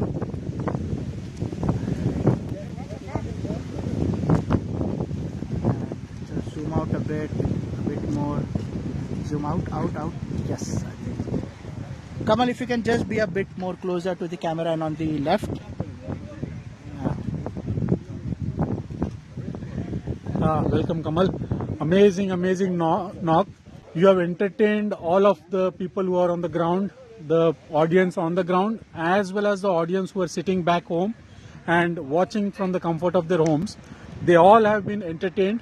There were a lot of comments coming on the chat as well as individual WhatsApp chats where they were expecting 100 from you. How are you feeling? How was the knock, and what made you feel once you went there? Yes. At what moment you felt that today is my day and I'm going for that?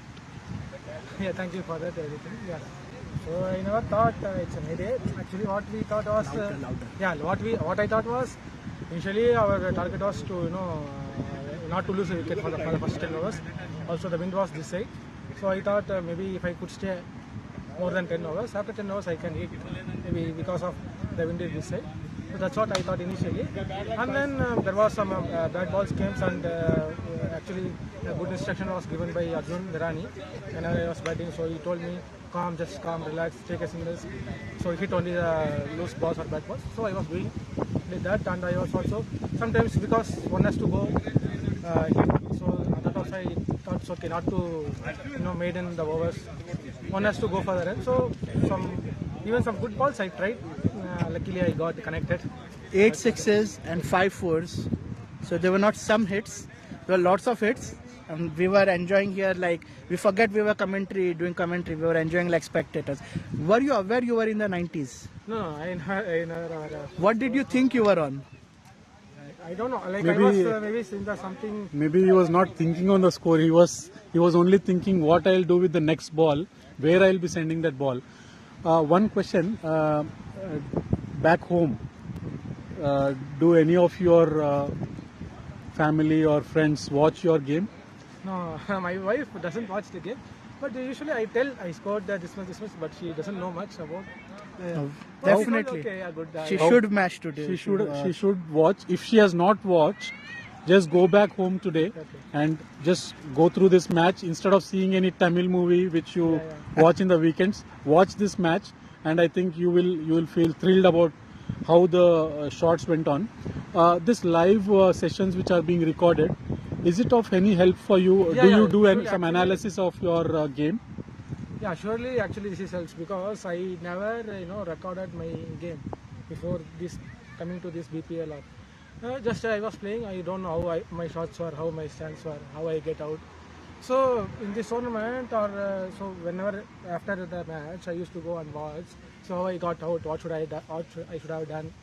So yeah, it gives a great help, and it's a great input for the batsmen, bowlers, for everyone, not only for batters.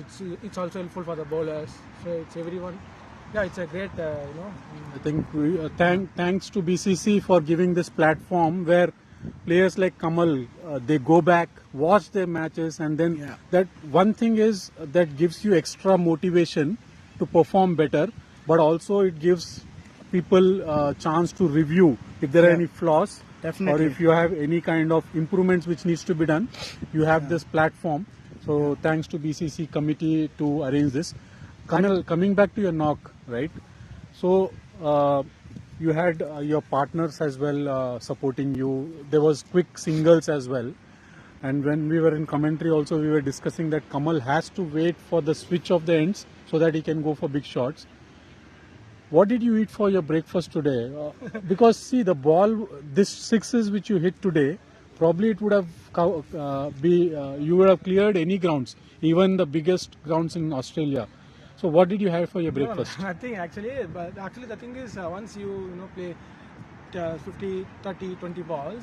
So what like which ball to hit and which ball to defense, which ball will go for six. So I was clearly, I didn't think. So when I was batting, so when the ball is coming automatically, my hand is going like, okay, this ball can. No, but this is my serious question. I'm still expecting an answer. What did you eat? No, because noodles, last time noodles, that's it. noodles, Noodles. Maggie noodles. Which one? Maggie company. Okay, note Okay, down. because last time when Mohan Raj hit 82, I asked him, and he said he ate dosa. Okay. So I was thinking maybe you also eat dosa, but it's not. So what? But by looking at your game, whatever today you would have, even if you would have drank a glass of milk and still you would have covered. I think that's the way you were playing. Because I panned. If you go and watch the match, I would really recommend it. As one of the shots you hit, I panned the camera because it went all the way and Prasanna was walking towards it. I was like, no, the public at home needs to know how far it is from the boundary. So it was easily 50. It was landing 50 minutes after the boundary, and sorry, someone just fell off the cycle there. But yeah, so some really powerful hitting, Kamal. Yeah. Are you happy with the score finally? Because it's 147. Yeah, we initially calculated the 140 to 150. I thought we got around the par score, but still I thought we could have scored 20 more runs. Yeah, and also the weather helped today actually. The weather is good, so because normally if you play 20 overs, even 5 overs will get dried up. But today the dried up was not there, so we can able to play 20 overs. Before the match started, I was having a chat with you, and I was saying you are definitely one of the finest all-rounder in BPL-6.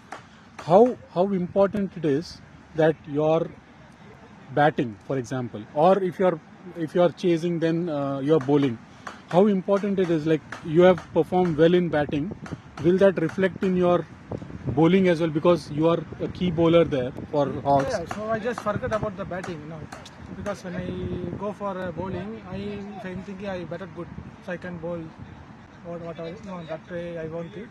So when I batted, I think about only batting. So when I bowl, I completely forgot about that batting. gives you that And motivation, I think, right? So everyone should think like we are a bowler now. So we should know what the batsman will do. So that's how I think normally. So when you go for a batting, think about you are a batsman. When you go for a bowling, think you are a bowler. I think Kamal is speaking like a classic all-rounder. He looks at batting and bowling in an isolated way. Even if it's a century or he gets duck out, his bowling will not get impacted. That is what he's saying, and I think that's a very good thinking from a classic all-rounder, right? Definitely, yeah. And I think we have been entertained, and thank you for giving us your time. And please do keep us entertaining further. Yeah, and, I would like to thank BCCA for giving me this opportunity. Thank you, and all the best for your second innings. Thank you. Go and rock. Thank you. Thank you, Kamal. Hey, such a long innings, man. All right, guys, we'll take a short break, and we'll be back after that.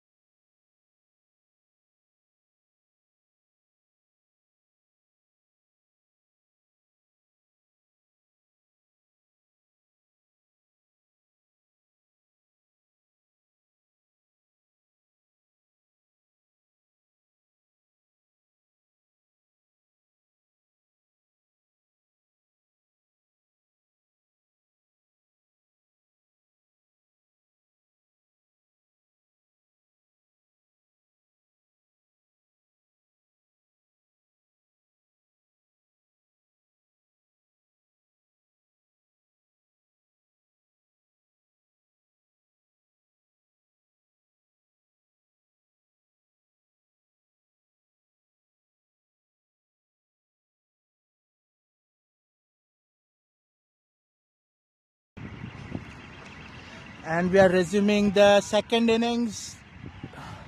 Quick run taken there by Ankit, and Rijwit was in danger for a moment there. It was a risky single actually. Anand Naganur bowling from the road end. We have got Rijwit and Ankit as Left-handers. Anand to bowl to the southpaw.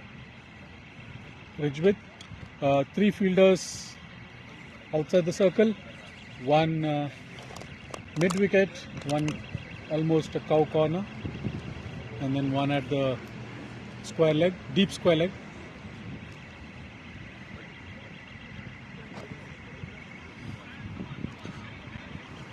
Just zooming in correctly.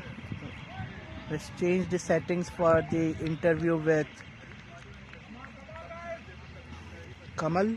So now I think it should be visible, both the bowlers and the keeper's end clearly.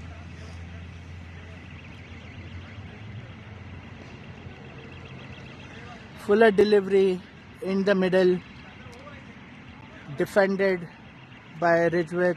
I've actually today betted on Anand as the most wickets. I told him as well, no pressure, but please do take wickets today.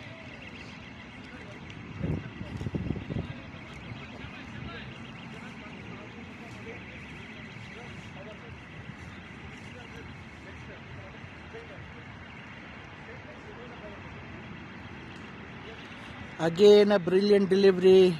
Rijwit just tapping at the ball. No runs taken. 5 deliveries in this over so far. The last ball of the over.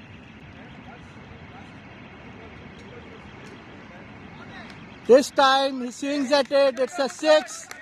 A wonderful 6 on the fine leg. The fielder is indicating it's a boundary, but I'm not sure. I think the match referee there would like to take a look. From this angle, it looked as if it had gone all the way across the boundary.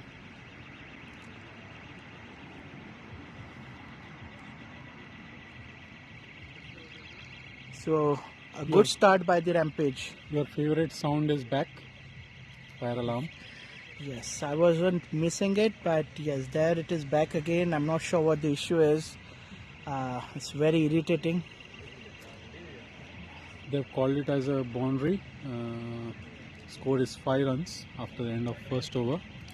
Arjun Mirani to start the spell. He'll be bowling the second over, warming up. And one thing which is unique to mostly Arjun only is he does not actually keep too many fielders outside the circle. It's still power play, but he is not even keeping the third fielder outside. Only 2 fielders are outside the circle.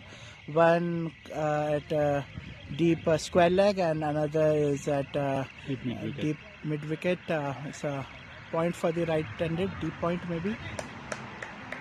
And still Ankit manages to find a gap within the inner circle and a quick single taken. It's the right way to go. Probably Ankit has to play the sheet anchor role here and look for a long innings from one side and give the hitters, the players like Rijwit, a free hand to go for their shots whenever there is a loose delivery. Yeah, now for the left-handed Rijwit, we have got 3 fielders actually now outside the circle. There's a deep fine leg, deep square leg and deep mid wicket. No, nothing on the straight or outside off. And yes, I spoke with Ankit before the match and I asked him, is he ready for a half century innings, because he's been reaching those 30s and 40s. He said that he has to then change his game to then hit more freely, and just advise him to continue playing the way he does. No need to change anything if he's reached 30 or 40, because the team is rotating around your innings and you getting those 50 runs is crucial for the team as well. There's an interesting field placement there. There is a leg slip and a slip for the left-hander. Bipin at the leg slip. As if Arjun is taunting Rijwit to try to hit over Bipin's head. And unfortunately, we have a fielder right in front of the camera. So you can't see the batsman clearly. But this is where Bipin is at the leg slip. And so, Saga, we definitely can't ask the fielder to move. Shall we just move the camera to the left?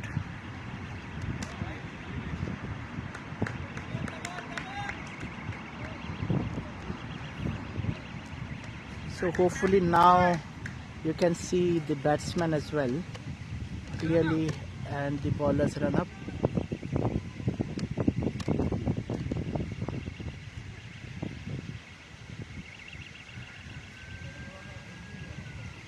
Bowler switched his ends. Is coming round the wicket now.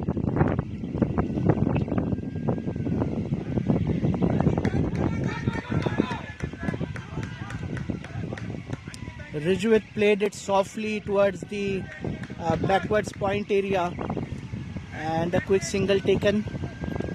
Ankit back on strike, and this left-right combination is going to affect field changes continuously. More singles they take, more the Hawks fielder will have to change their fielding positions. Fuller length delivery by Arjun, straight onto the stumps. Defended like a wall by Ankit. And speaking of the wall, when you were mentioning about the Jack Leach incident, I remembered one more incident, but it was in a funnier sense. Is a Rahul Dravid incident where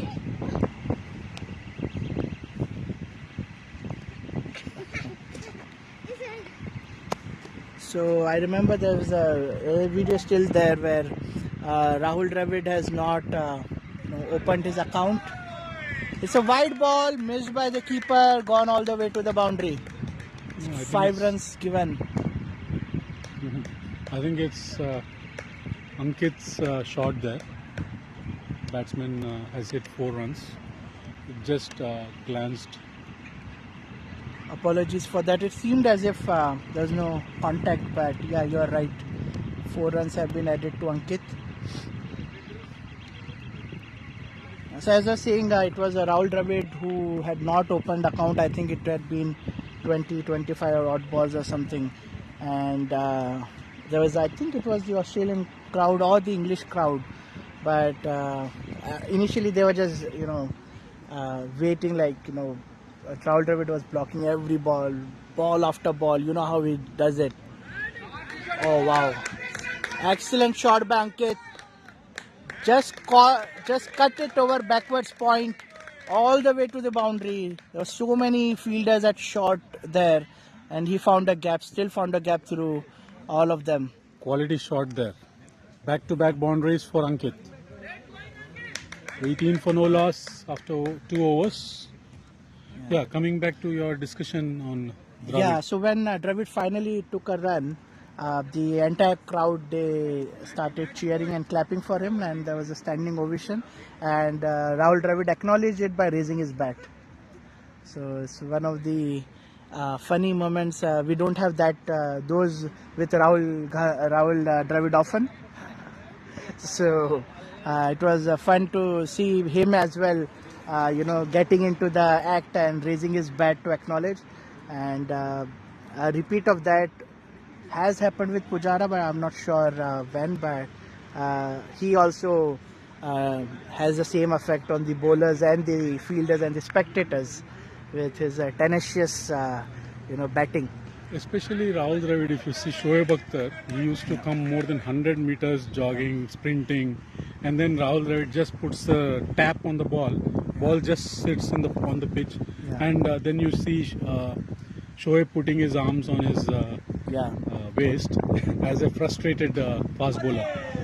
Nice ball there. Tried to go for a swing there, missed it completely. He was aiming for the cow corner, missed it badly. There's a gap. If he connected, there's no fielder in the deep here. He might have got a boundary or a 6.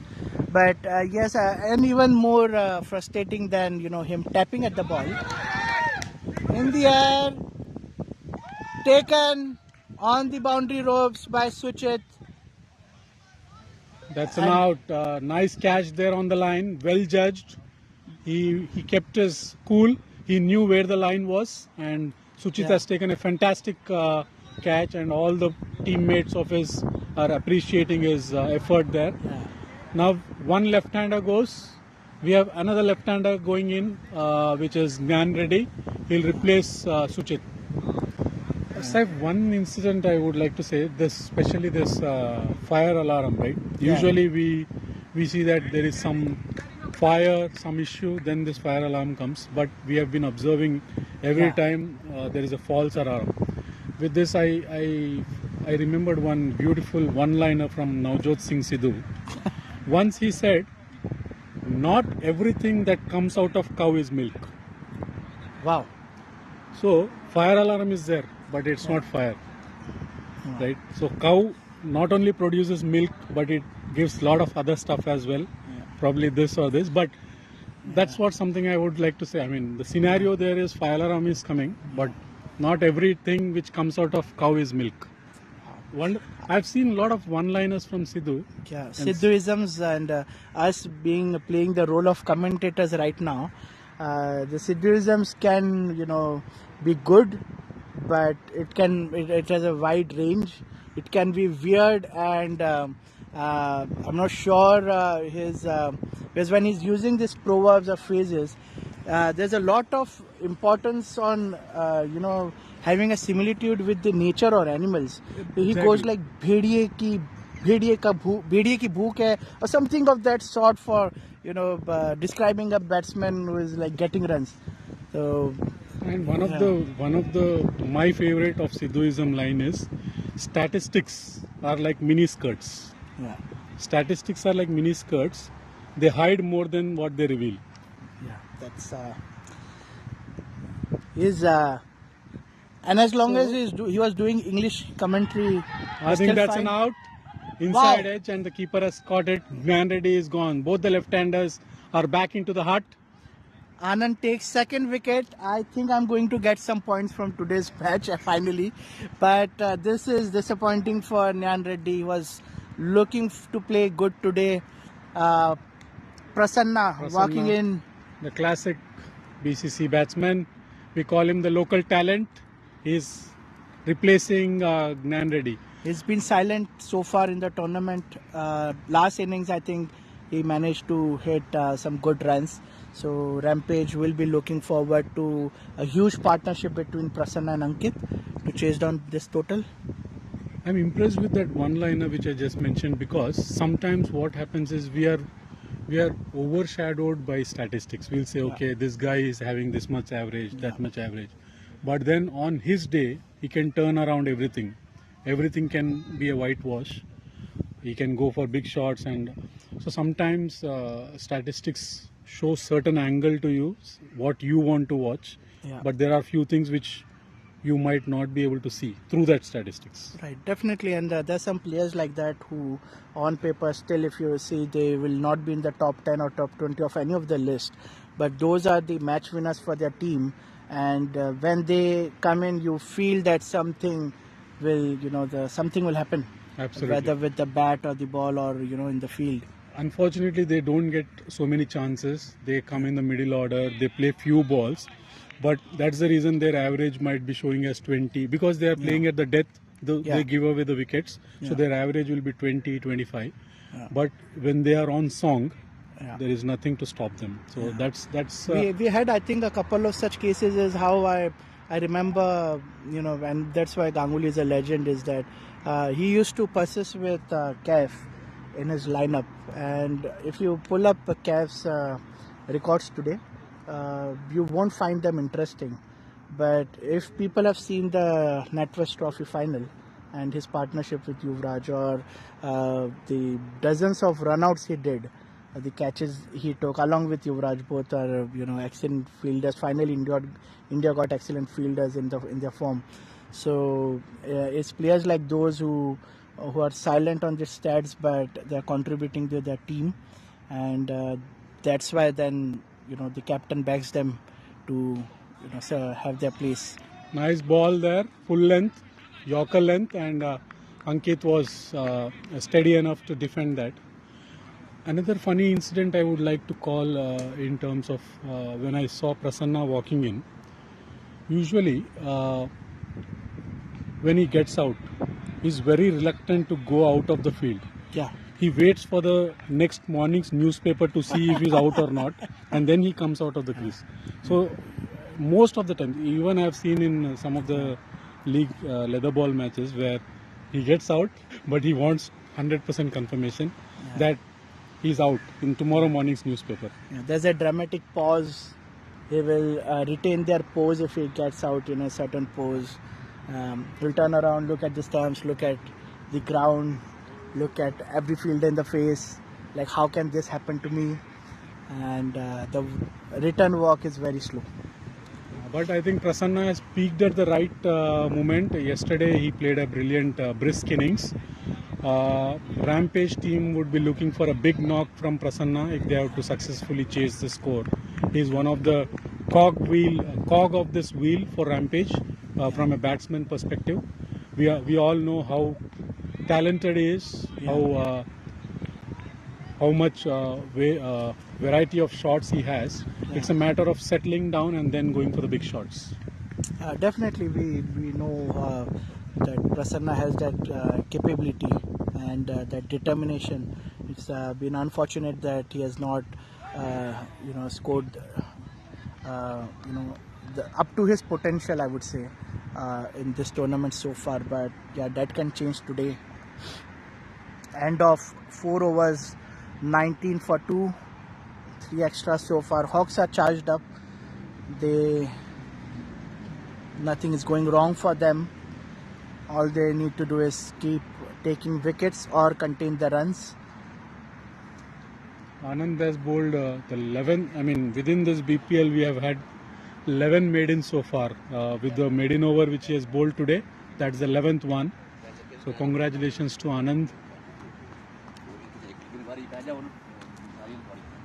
Now I can't remember who I kept as my most maidens nomination today for this match.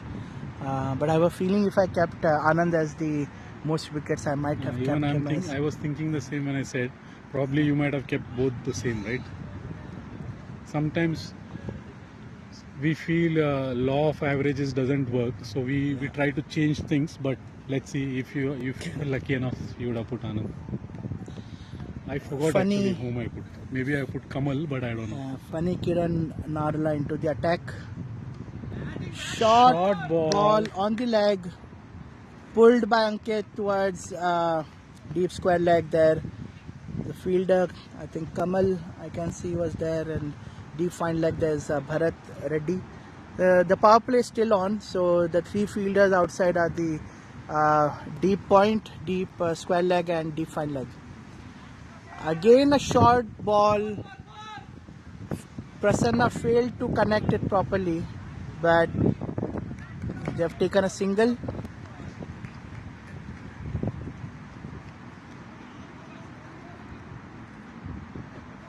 I think this will be the right combination, Ankit and Prasanna. Surgeon at one end and Butcher at one end. And if this partnership goes a long way, it will be an advantage for Rampage. Unfortunately, all the shots which they are hitting are going straight to the fielders. Yeah, Funny needs to improve his length. He's pulling too short. Again a short ball straight into the hands of the fine leg player. There was a plan, I think, because Bharat Reddy was at the deep fine leg, but then for Prasanna, he was called inside just at the last delivery, and Funny kept on bowling short, and Ankit played the 2 pull shots and connected. But that were more of grounded shots. Yes. Prasanna was trying for a big shot, 6. He was trying for a 6, but unfortunately, he is out now. the fine leg player, deep fine leg player had it came straight into his hands. He was not even moving even a step here and there. And as we said, Prasanna reluctantly coming out. He stood on the pitch for some time, doing some introspection, and is back to the hut now. Disappointed. Yeah, that's really disappointing. And apologies, I've been calling the field as Bharat Reddy. Bharat Reddy is actually sitting next to me here. For some reason, I thought that Bharat Reddy is in Hawks. Yeah, so that field is Mani Marimuthu. Excellent catch there. So there was some plan in place for Prasanna. Definitely, it seemed like that. The fielder, Kamal, who has hit 93 brilliant runs, is now doing wonderful fielding at the offside. He is the lone warrior towards the leg side. Sorry, he is the lone warrior at the deep mid wicket, who is covering from squarish fine leg until cow corner. So that's something, some good running he is doing. Bhanu is the next batsman in. He's amazing in the field today, and he can hit those big sixes as well. So it will be interesting to see his type of play with Ankit. End of 5 overs, 24 for 3 now, 4 extras, and I think it's time for us to remind our viewers of our sponsors as well.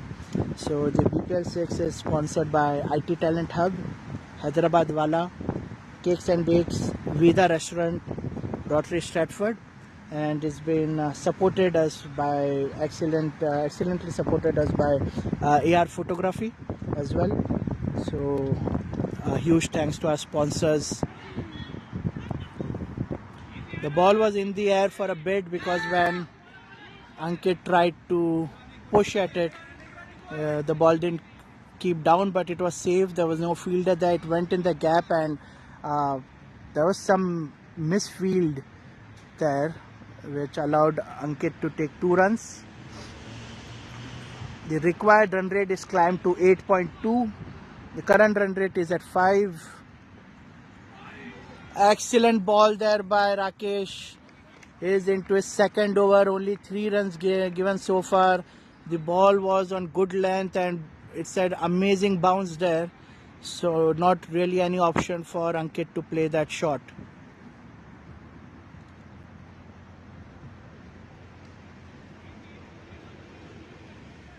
A shorter ball this time, and Ankit is really proving adept at playing that pull shot towards deep mid wicket, deep square leg.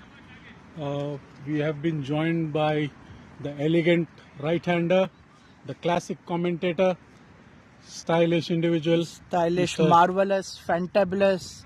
the captain of Bulls team, Mr. Akhil with us. Welcome, Akhil. Looking trendy and stylish. Yeah, Akhil is here. Thank you so much for the lovely introduction. But it's all. Is in a nice dark blue polo shirt with white stripes and khaki shorts, cargo shorts. With the looks, looks, I can say that he is definitely a Virat Kohli fan for today's match. Similar to Virat's looks, glasses. Glads. Would you like to come in front of the camera for our audience, or are you too shy for today? Whatever Sagar has said is all completely wrong. So don't believe in his words. But yeah, nice weather. Very excited for the upcoming match between India and Pakistan. So completely geared up for that. That's the reason both Sagar and I are very happy to see you. As we were like, Akhil is here. So we can. But we will again repeat what I said about India versus Pakistan match. हाजमे की गोली, रंगों की होली, गुजरात में गागरा चोली और batting में विराट कोहली पूरे India को पसंद है और यहाँ पे अखिल, सैफ और सागर को भी पसंद है. Let's hope he hits a big knock today. There's an update here by Prashant. Thank you, Prashant. So India's won the toss, guys. Already started. Yeah, India's won the toss, and what are they doing? Hold on. I don't still have an update on what has been selected by Rohit Sharma here.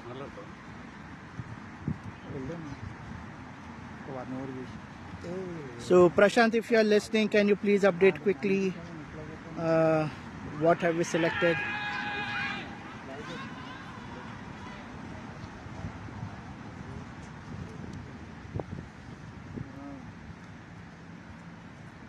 There's an appeal there, turned down, some discussion. Bipin took Prasanna's bat and was indicating something about the shot he's trying to play. There is some bipartisanship shown here. Well, there's something about the Hawks fielders. They keep on coming in front of the camera. Thankfully, Rakesh has decided to move a bit to his left, but I think Bhanu is suffering from the same problem which Prasanna was having in playing that pull shot over a defined leg. Bhanu is a good sweeper of ball, even reverse sweep and normal sweep. I think he should get a contract from municipality as well.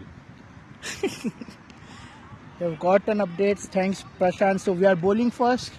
Sagar, what do you think about this decision? There is a bit of relaxation for us now, especially Saif, because if it was batting, probably he would have left this and run. I had warned both the captains, the working committee, and thankfully Sagar is here, but I told everyone that if I'm alone in the commentary here and the match starts, I'm going to end the stream. No, but for your surprise, I'll be leaving you now. I'm going home. But I know, I mean, you almost take around half an hour, I think, from here. Yes, more than that, because the buses, if they are, normally I don't get the next bus immediately. So. But good thing is you can still watch in Smart Crick in the bus. So hopefully you will allow me to leave for the day.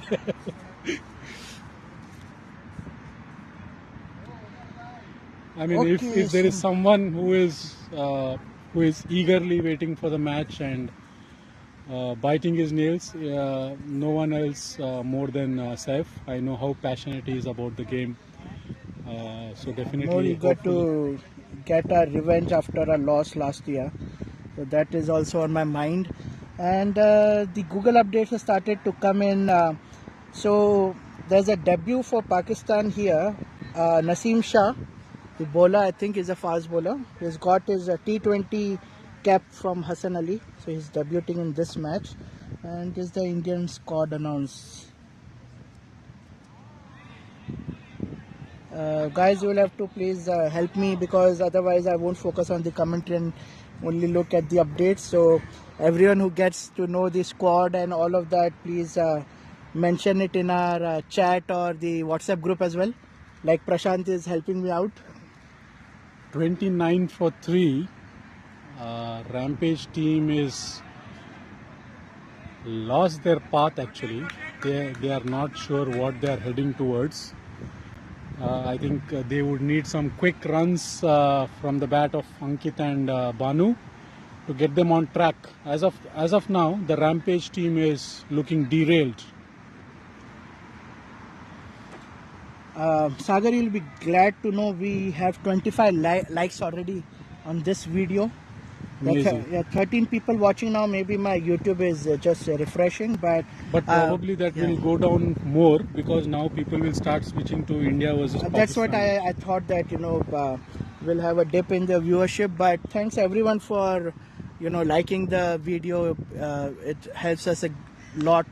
And beautiful shot there. Hit it straight. Oh, is that going to be a 4? That's a comedy of sorts here. The ball bounced over the fielder's head and he just fumbled to collect it all the way to the boundary. Sagar is ditching me. I'll let everyone know that he's ditching me to watch the match while I'm stuck here.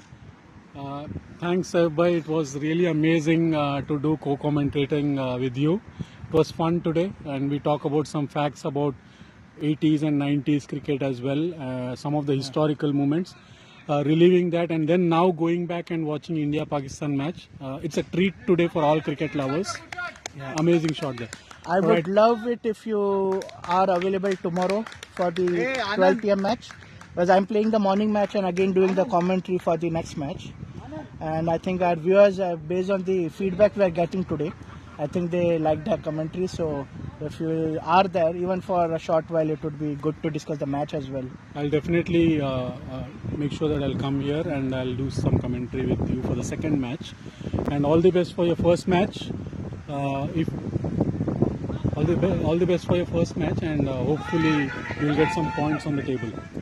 Thank you. And all the best personally for you as well. And maybe you roll your arm again and take some quick wickets.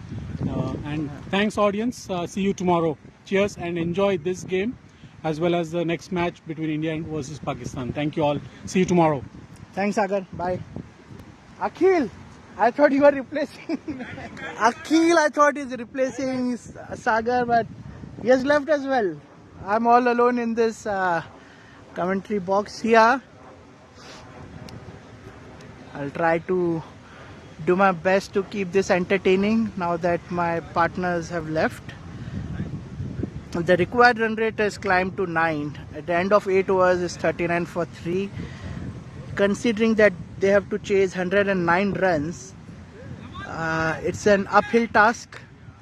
109 in 13 overs with 7 wickets left. It's not impossible. With proper planning and determination, I think it is achievable for the Rampage to win this match. Excellent fielding there, nice stop. Ankit tried to find a gap on the offside. It was stopped by the fielder at the shot.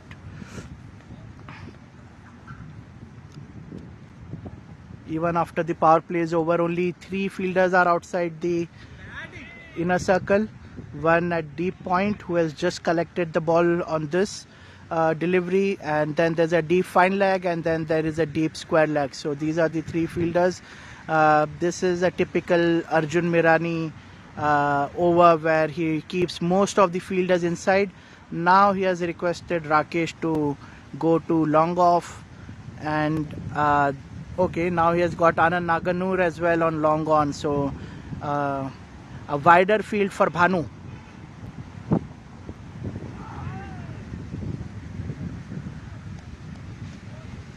And just to let everyone know, the wind is towards the offside now, towards the offside of the right-handed batsman. So Bhanu can take advantage of the gap on the offside. If he tries to hit even over the inner circle, it will be safe for him and he'll get a boundary.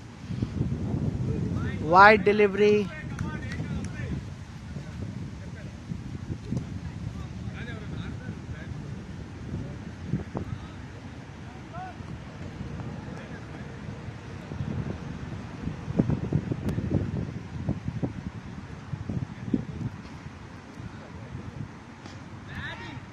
It's in the air, but Arjun won't be able to reach it. It's landed safely in no man's land. And the 13 people who are still with us watching this game, don't worry, I'll keep on giving you updates from the India-Pakistan match as well. So you won't miss much. Amazing fielding, nice stop by Rakesh. He ran towards his right and stopped the ball midway, saved some crucial 2 runs for his team. The squad is been announced. So India's got Rohit Sharma, KL Rahul, Virat Kohli, Sky, Dinesh Karthik is in the match, interesting. Hardik Pandya, Ravindra Jadeja, Chahal, Bhuvi, Avesh Khan and Arshdeep. And Pakistan has got Babar, Rizwan, Fakhar Zaman, Iftikhar Ahmed, Khushdil Shah, Asif Ali, Mohammad Nawaz, Shadab Khan, Nasim Shah on debut, Hadis Rauf and Shah Nawaz Dahani. This match is being played at the Dubai International Stadium. And as Pakistan lost the toss, their captain is saying that even they would have loved to bowl first, but the toss is not in their hands. Again in the air, this time Arjun collects it. It was a free hit and missed the stumps at his stroke by just a bit. The last delivery was a no ball, so this was a free hit. End of 9 overs, 49 for 3. 6 extras given. Ankit going steady on 19 of 20 balls. And Bhanu 15 of 18 balls.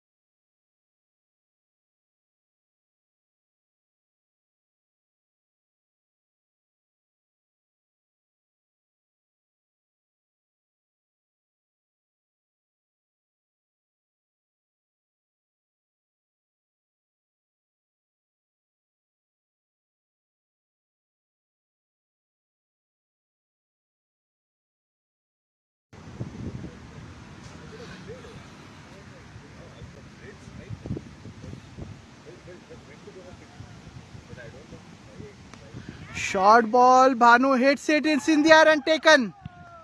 Bhanu is out, funny, into his third over and he's been exceptional. He has only given 5 runs so far. It was a short ball on the off. Bhanu tried to slash at it, went in the air, and the point fielder took it comfortably. So the Rampage are 4 down.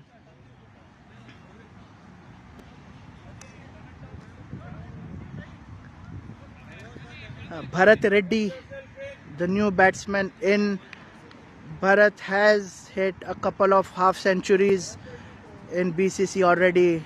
Is a good hitter of the ball. His favorite areas is deep fine leg region, and although he does not play too much on the offside, he's a really good player on the back foot when he punches at the ball. So when I talked to him before the match, we discussed if he's ready for a long innings this time. His team would need a half century score from him, and what better time and place to do it for Bharat than today.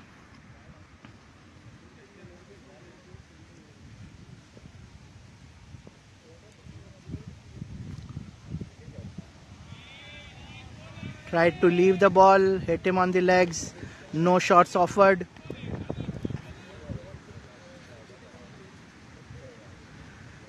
We have got the pitch report as well, guys. Sanjay Manjrekar is at the pitch side. He says that it's a right decision to bowl first.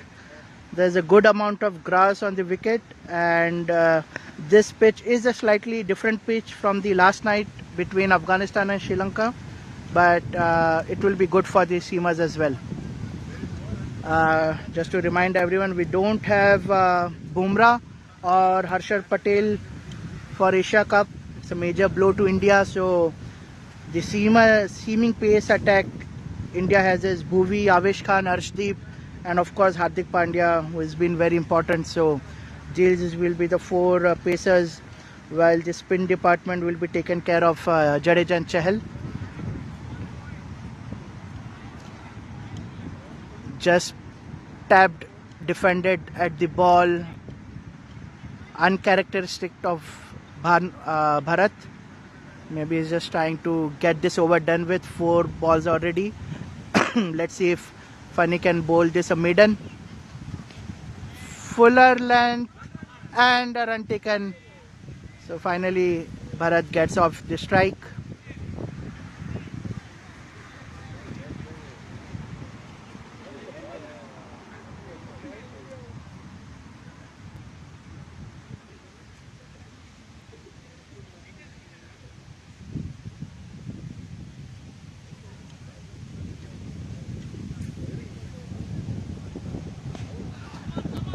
Fuller line delivery almost made a low full toss as Ankit was stepping out, but he just had a straight drive towards long off, collected by Rakesh. Very economical bowling by Funny. 3 overs done by him, only 7 runs given, and crucial 2 wickets taken. So only 2 runs given in this over. At the end of 10 overs, Rampage is 47 for 4, and they have to score 101 runs to win in next 10 overs from the other side of the ground. It's a required run rate of 10. They have got some batting to come. So far, this is looking like a Hawks game. We'll just take a quick break and return with you from the other side of the ground. Thank you.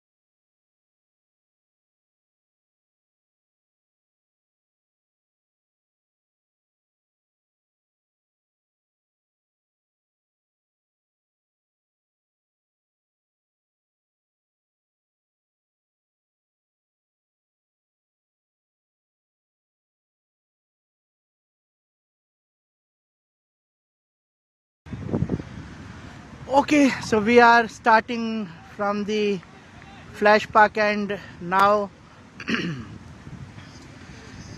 and the match has also started. So I'm just trying to get into it.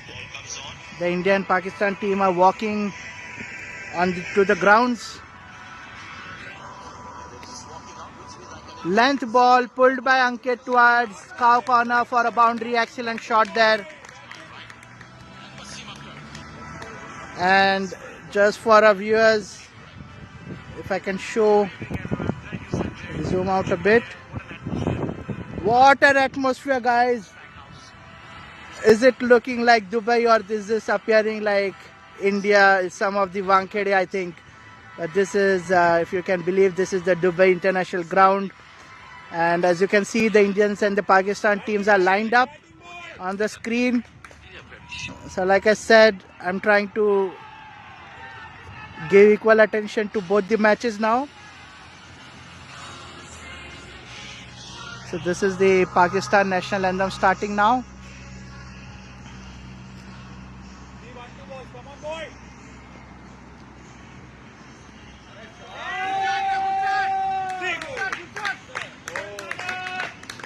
Excellent shot there. I think they're signaling it as a 4. Yes. So Bharat Reddy getting into the act. It was towards the, just behind the deep square leg boundary.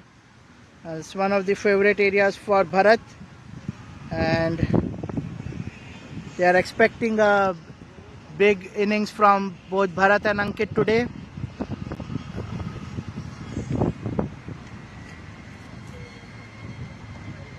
After this Indian national anthem, I tell you, not now. Well played.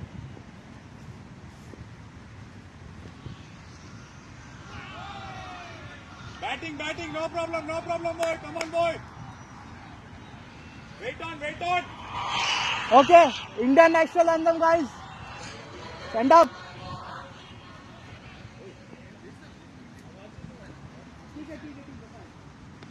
Run.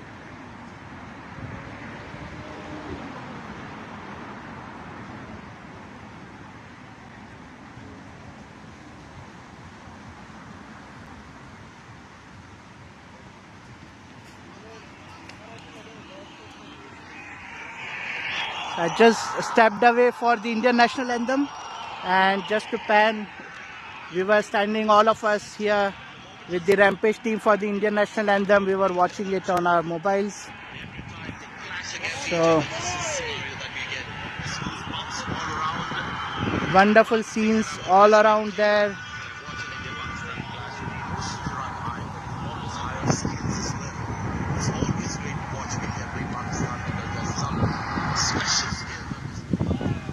Short ball on the off. This was a good ball by Kamal. Was excellent with the bat today, and he would be keen to make a contribution with the ball as well. Like he said in the interview, he does not think of it as one complete game. When he's batting, he's only thinking about batting. When he's bowling, he won't be thinking about his knock today, and will only be thinking as a bowler how to get wickets for his team.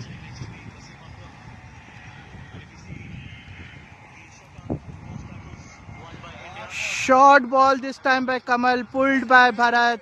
Arjun Mirani was there at the deep square, deep mid wicket to stop the ball.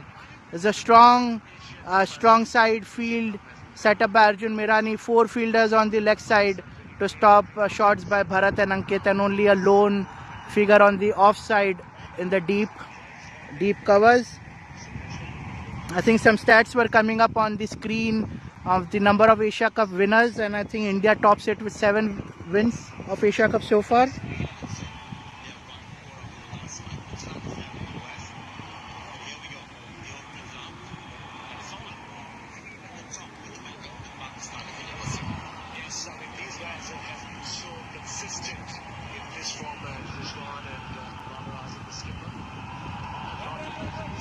Slower ball on the leg.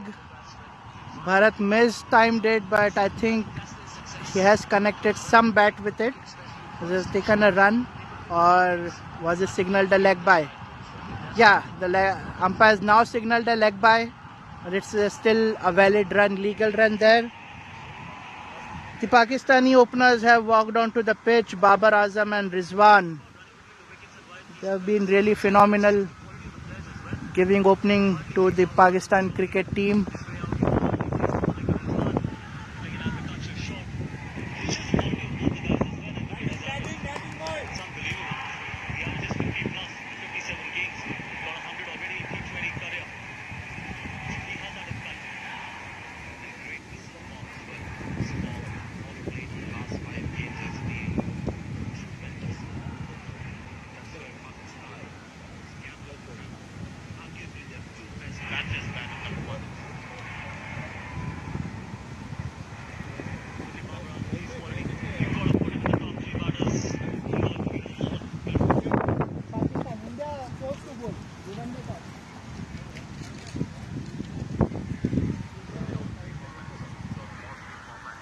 Anand into the attack now.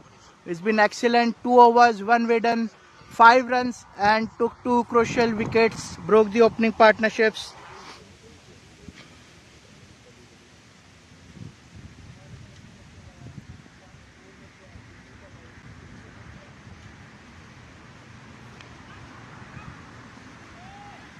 A length ball on the off, pushed by Ankit towards the covers for a single.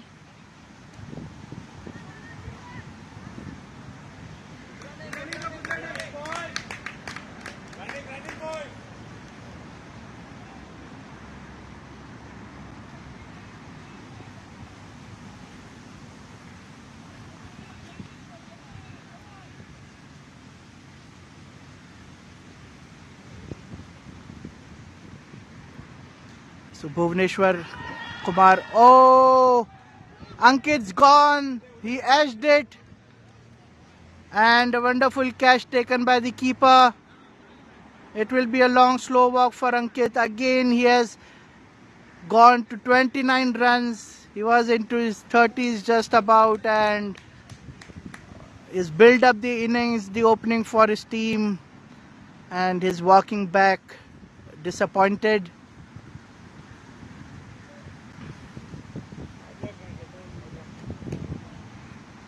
So as I was saying, Bhuvaneshwar Kumar has opened the bowling, and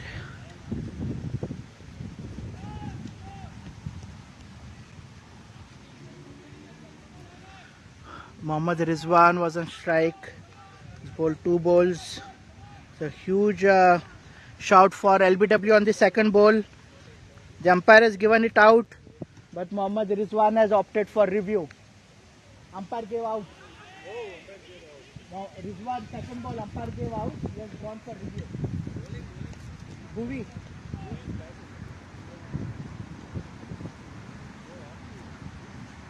Uday Kiran has replaced Ankit. He was excellent with the ball today, and he would hope to repeat that effort. The decision has been overturned, so Rizwan is not out. It was in the air, fell in no man's land. A very, very risky shot here.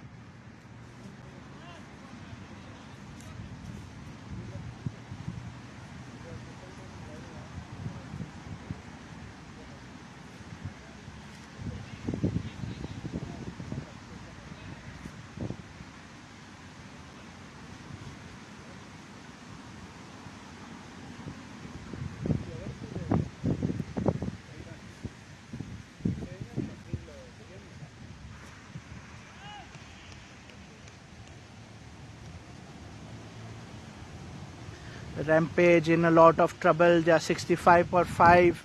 It's the 13th over. Uday Kiran went for the drive. It edged and went behind the wicket towards gully. Collected by Bipin. Only 1 run taken. They need some miracle innings now. They need 83 runs in 44 balls. The required run rate is climbing up. It's 11.5. Current run rate is half of the required run rate, is just at 5.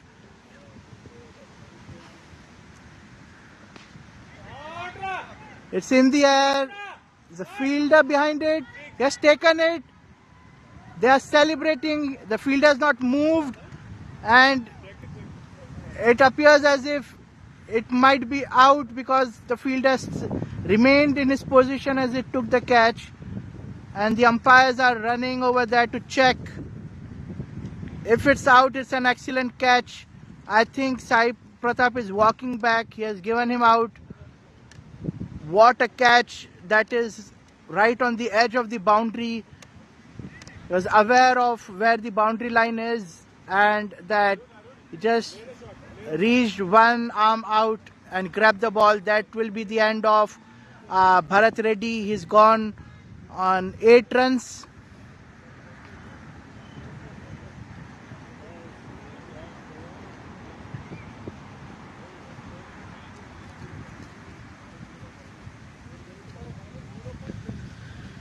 End of 13 overs, 66 for 5, 66 for 6 now. And Anand Naganur getting 4 wickets, just 1 wicket away from a fifer. Excellent bowling today by him. The next batsman has walked onto the crease. The scoreboard will be updated shortly.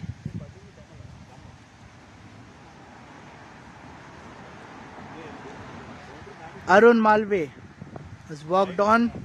Kamal into his 3rd over.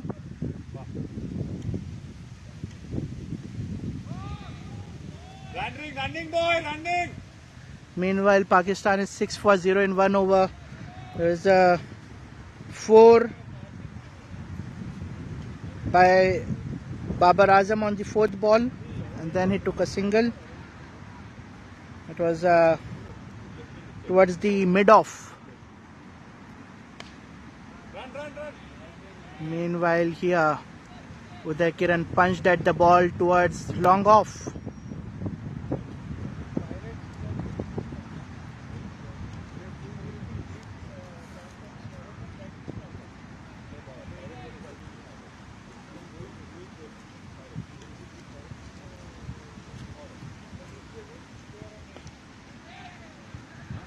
Kamal is rolling his arms here.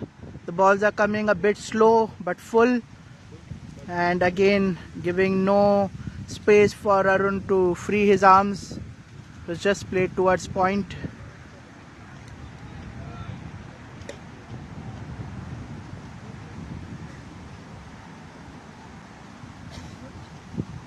Short ball this time, and that has been bludgeoned. Bludgeoned is the only word I can think of right now by Uday. It was hit with so much power towards the deep mid wicket. It cleared the boundary easily for a 6. What a shot by Uday Kiran. It's a really bad ball by Kamal. It was short and slow, giving enough time for Uday to get into position on his back foot and just pull at the ball with all his strength.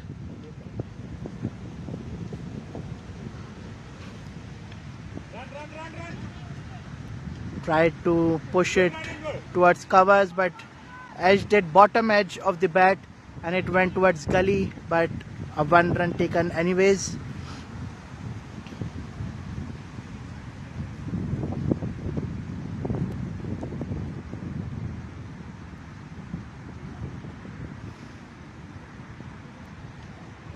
That would be signalled a wide. Kamal have to bowl that delivery again.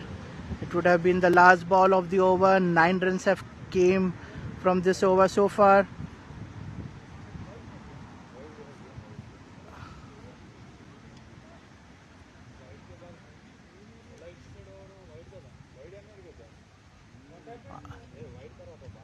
I think that was given a wide, but has it been overturned?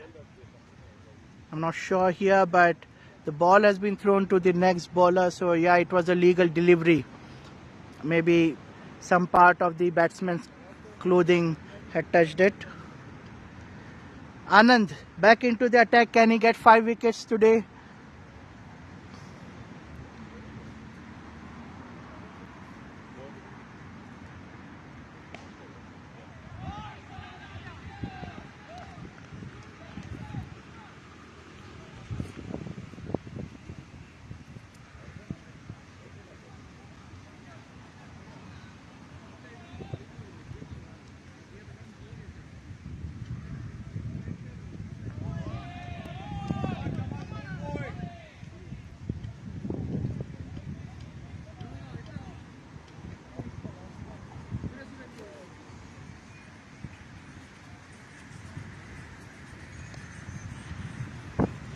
Plays through the covers, is calling for a second run, and they take the second run comfortably. Good thinking by Eigh, good running by both the batsmen here.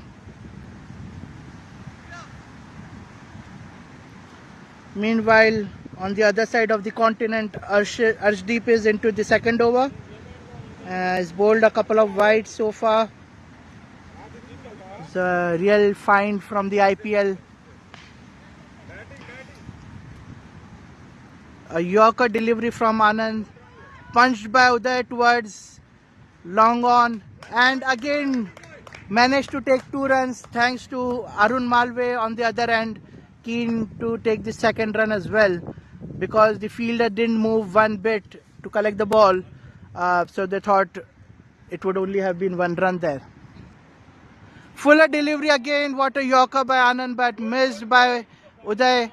It would have gone on to the stumps. The ball bounced a bit more from the length area.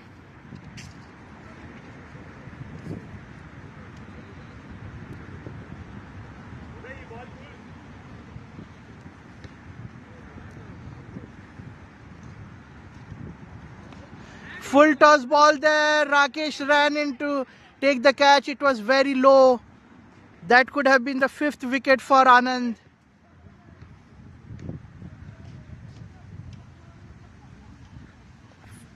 Five runs taken in this over. Anand ends with figures of 15 runs, 4 wickets, 1 maiden. Batsmen to come is Sai Surya, Vinod Reddy and Deva Harsha Reddy. 5 more overs to go.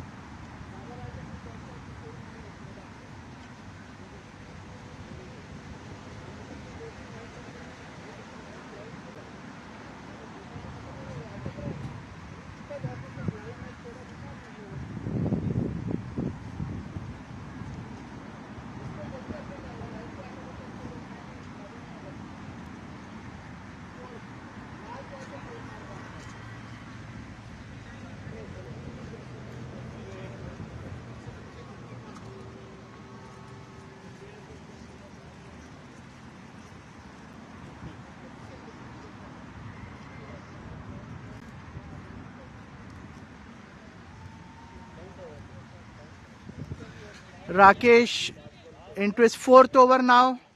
Has been economical, given 5 runs per over, but has been unlucky with 0 wickets so far.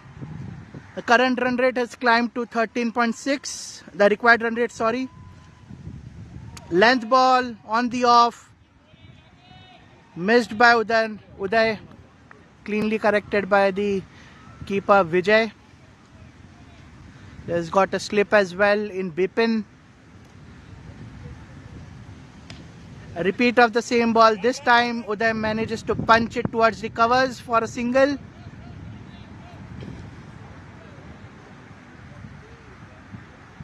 So Pakistan is 14 for 0 in 2 overs with 2 boundaries by Babar Azam so far.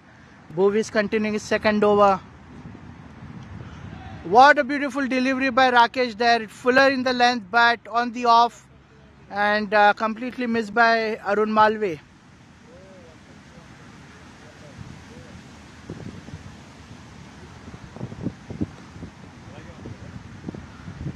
Fuller delivery. This time Arun punches at it. It was in the air due to the bump, but safely collected by the fielder in the deep for another single. 66 needed of 26 balls. And another single taken. Very, very economical over by Rakesh at this point of the game. Both the batsmen need to go for the shots, try to get as much runs as possible for their team. Slower delivery onto the stumps. Arun just manages to play it back to the bowler. End of 16 overs, 83 for 6. Only 7 extras.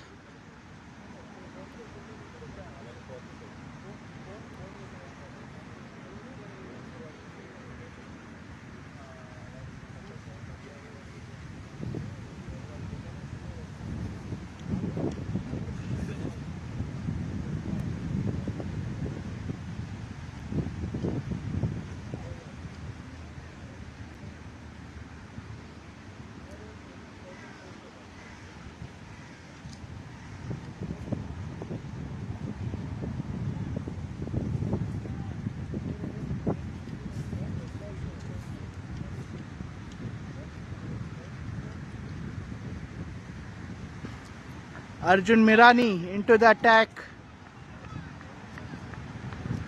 Lovely first ball, length on the off. Nicely carried towards the keeper as Uday missed to connect with it. It's a huge uphill task from here. I'm not sure what the communication is to both these batsmen, whether they have to save their wickets or go for the shots like this one. This has gone miles and miles. If you could believe it, it's gone as long as one of the sixes Kamal hit it today in the first innings. It has gone towards the cow corner and Rakesh had to go a long way to collect the ball. Excellent batting by Uday Kiran. He's reached 23 of 17 balls, giving his team much needed runs. This time Arjun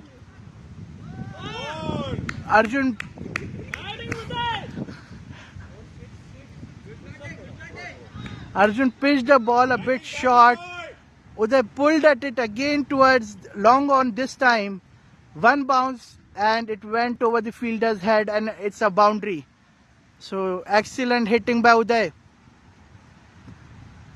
Slower delivery by Arjun. There was a nice change of pace as an appeal, but Sai is not interested. He's looking at the leg umpire. They have not heard a sound. It was a good change of pace by Arjun. Completely foxed Uday because he knew Uday is going to go for another hit.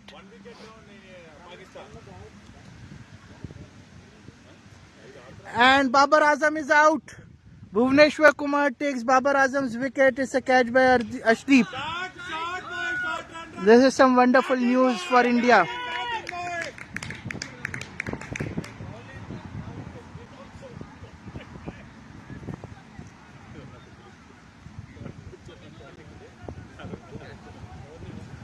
So Pakistan loses their wicket in the third over and it's the big B, Babar Azam, who is gone. One of the two dangers for this game was Babar, the other is Rizwan. And I can only read from Google right now because I can't see the match. But it seems that Bhuvneshwar made a short ball towards middle and off. Babar tried to pull it but it got top edge. And it went to a short fine leg and Ashdeep grabbed at the ball. Come on, make it two. It's not again. Come on, make it two. Six. What a shot. What some exciting cricket here by Uday. He went for the shot again towards long on and cow corner. Rakesh Madhyastha was the fielder there. It was in the air for like about 5 to 6 seconds. Rakesh was below the ball, he dropped it, and I'm not sure, it looked as if when he dropped it was a 6, but it has been given a 4. The captain has gone as well to the field a bit just to check. Excellent batting by Uday Kiran. That last over went for 18 runs. Arjun Mirani, 3 overs and 37 runs with no wickets.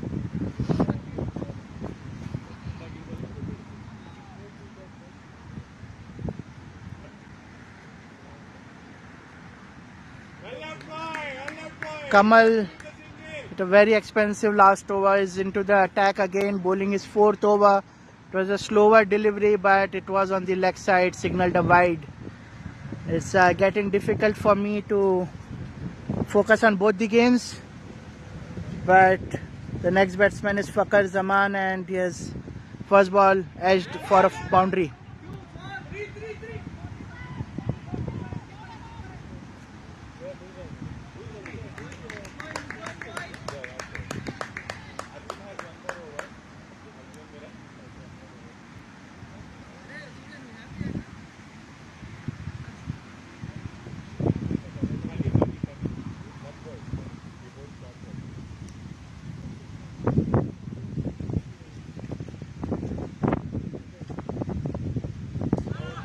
Much better ball by Kamal.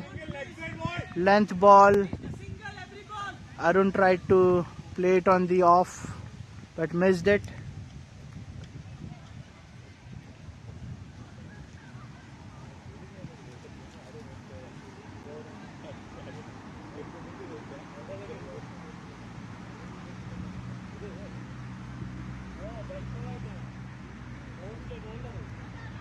There is a Mankad try there by Kamal. Is appealed. Was Uday out of the crease there?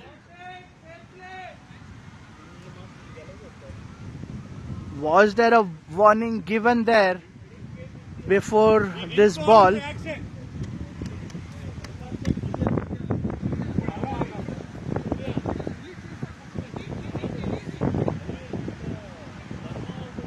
There's some discussion there whether he had completed his action when he attempted that wicket, and actually I'm also against the use of the word Mankad, because we know Mankad was not the first one to do it, but of late over the history of the game, this type of wicket, which is considered against the spirit of the game, has been termed as Mankaded.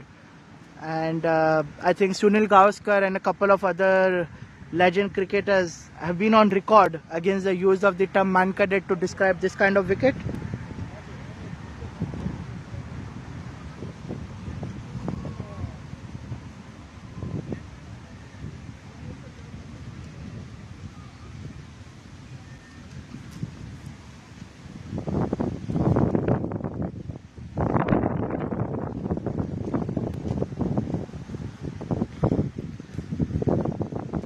And this year when the laws changed that if there is a catch, the new batsman comes in on the strike.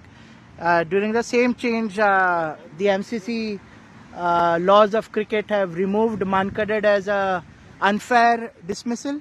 They have removed this type of dismissal from the list of the unfair or against the spirit of the game dismissals. So now this is considered a legitimate mode of dismissal.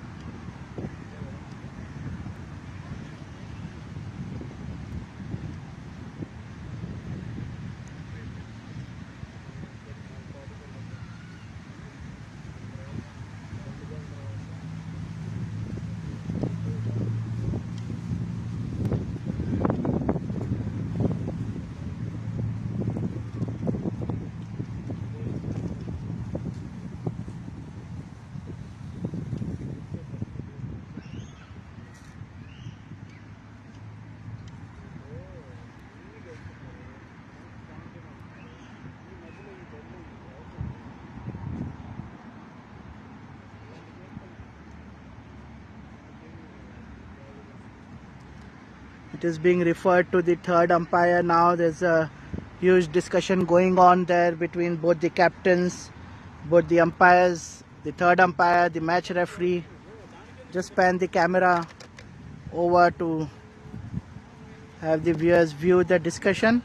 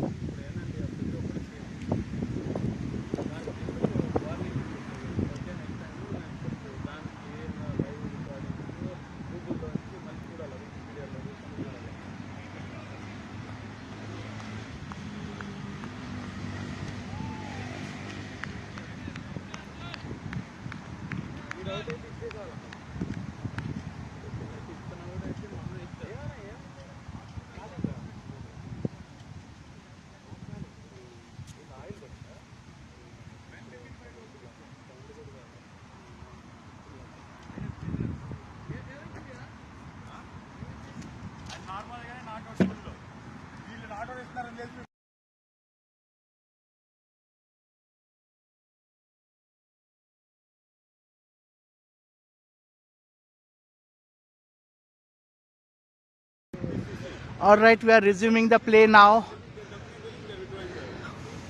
It has been given not out because of the change in rules.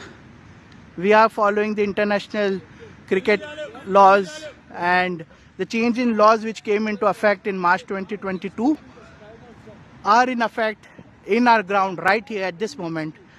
Tells you how serious we take this game and how serious we take the rules of cricket. And the change in the rules were two front. One was that now there is no negative connotation. Excellent shot by Eigh towards deep mid wicket in the gap between the mid wicket and cow corner fielder for a 4. Is looking an excellent touch. He will go on to beat on 39. So as I was saying, the discussion which I was called upon to participate in was whether it is necessary to go into the delivery action to get someone out this way. My opinion was, due to the change in law in March, it is necessary for the bowler to get into the delivery stride up to the point he is going to release the ball. Since that was not done, it should not be an out.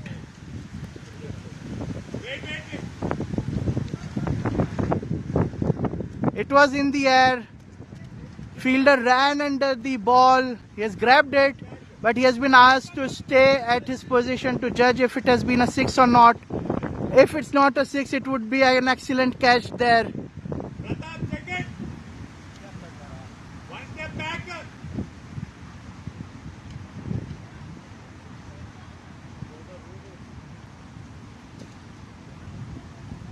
Arjun! Dali! Bulara Pratap! Arjunana!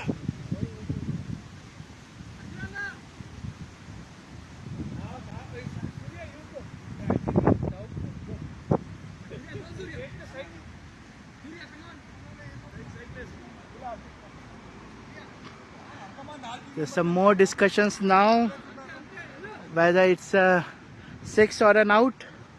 The umpires are also deliberating on it. Whether the fielder has moved one step ahead after taking the catch. This is another interruption in the play, which means I have to stay at this ground more while missing the amazing match out there. So you would know how I'm feeling right now.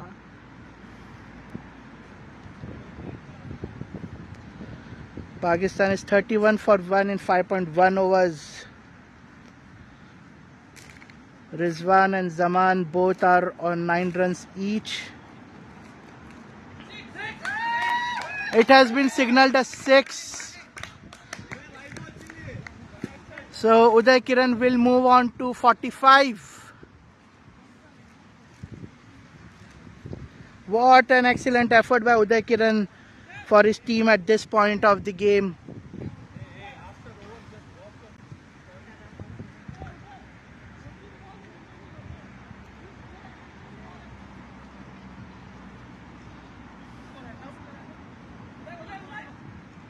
"33 runs needed in 13 balls.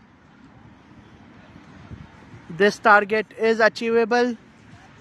If the way Uday Kiran is playing, it won't be remiss to say that Rampage are still in the game.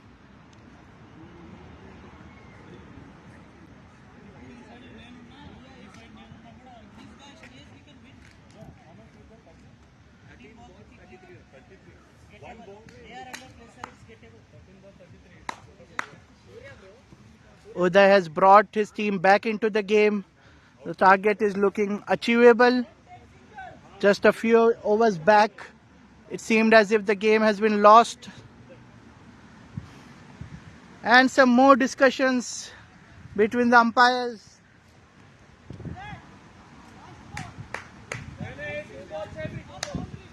Last ball. Enjoy your game, play a natural game, batting boy. Uday needs to continue playing freely here. It's very important for his team that he continues to play freely.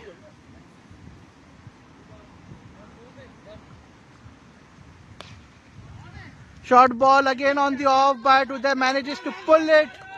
towards the long on, and confusion of shots here. Uday ran a single, he wanted to retain the strike, and Arun went all the way towards the non-striker end to take the run. And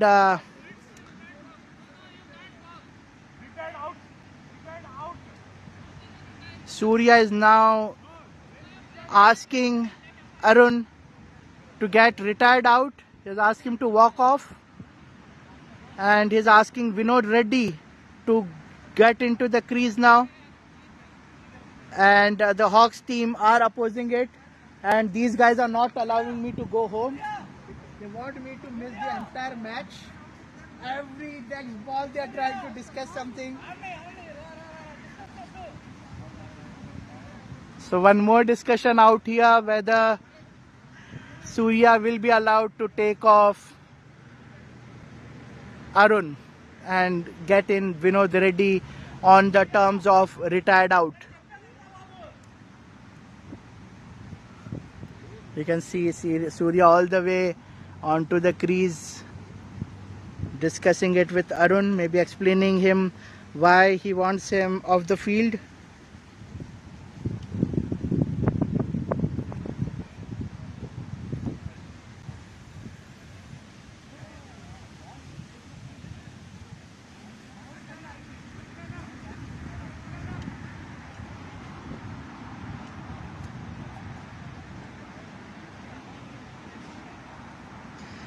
And second wicket, Fakhar Zaman is out, Avish Khan takes another wicket, Dinesh Karthik caught.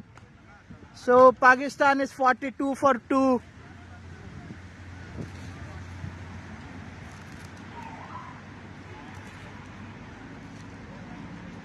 Avish Khan was going expensive in this over, as he had already given 12 runs in 4 balls, but he manages to take the second wicket. It's a good thing for India. Avish Khan tends to be very expensive, but his IPL performance had been exceptional, and he's a good bowler, and Rohit Sharma has retained his trust in him, especially with both Bumrah and Harshal Patel injured.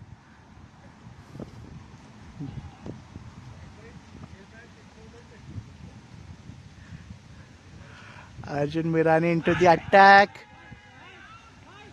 It's gone over the leg stump. Arjun appealed for an out. Sai Pratap took his time and signaled a wide.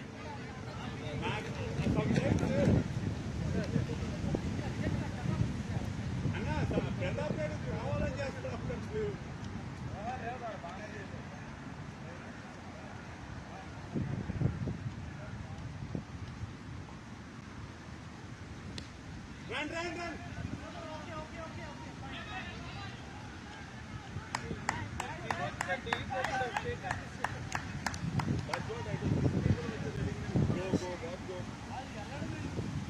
Signal refused by Uday. 31 runs needed now.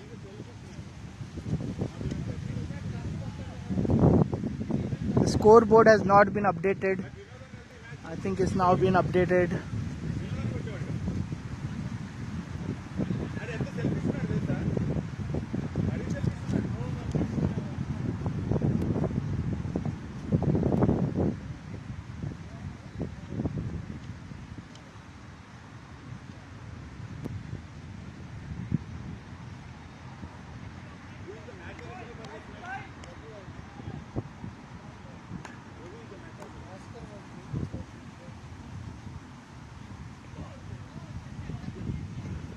And now a single taken.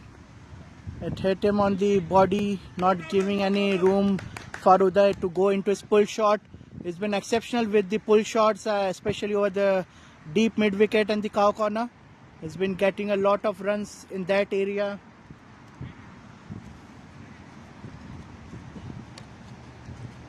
"30 runs needed in 10 balls.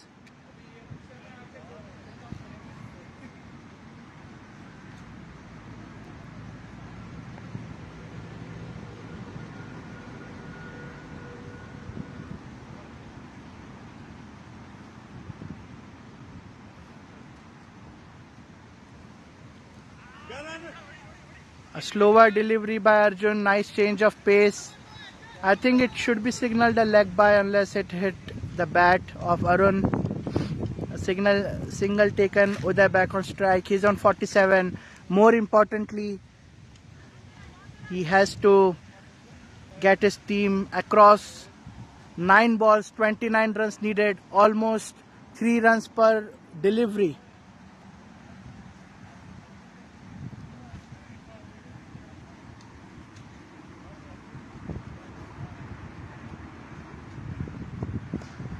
Run to, Arun, run. Straight towards long on. And he reaches safely for the second run as well. The shouts from the dugout to go for the second run. He moves on to 49. 49. Uday. 26 balls, 49 Raya. Slower ball by Arjun. It made Uday go into his shot much earlier and he missed it completely. It's the last ball of the over. Still 27 runs needed. Calls for him to take a single so that he will retain the strike. In the air and safe. And a single taken and Uday Kiran completes 50.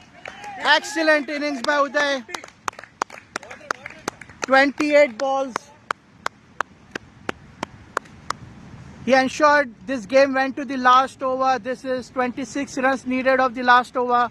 And he has retained strike as well.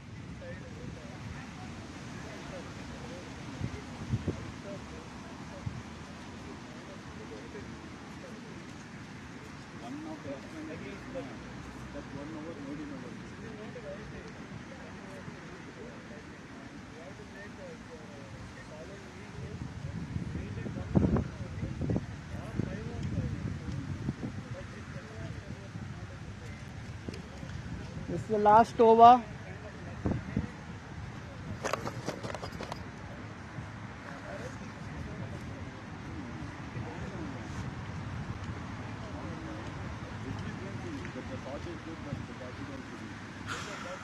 Seems as if funny Kiran Narla is going to bowl the last over. It's been excellent so far.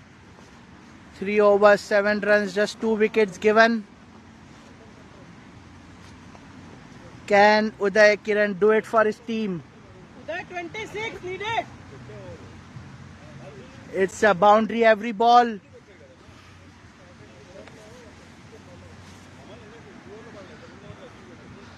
Suddenly our camera is now in the sunlight. I'm trying to move it towards the shade.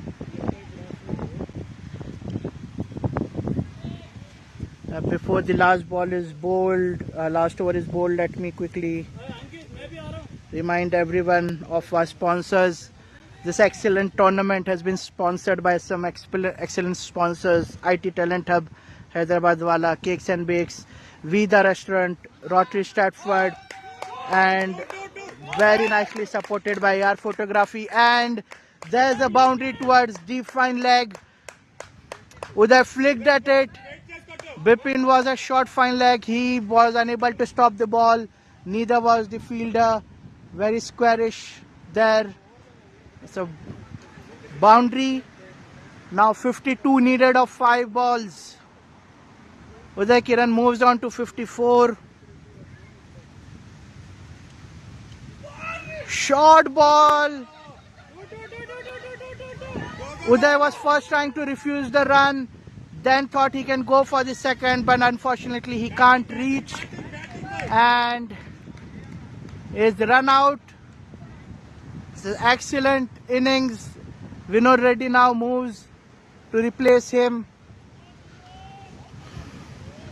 21 needed of 4 balls now.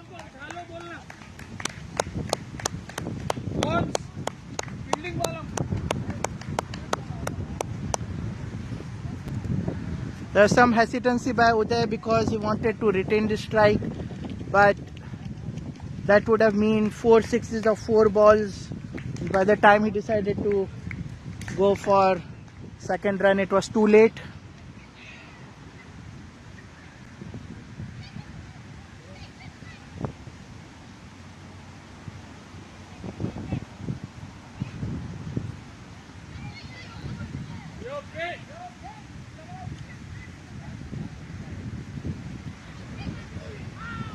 On the leg side, Vinod tried to pull it over fine leg, missed it completely. Eigh is running for the second and he's run out, direct hit by the keeper. Vinod Reddy has run out as well. He will have to walk back.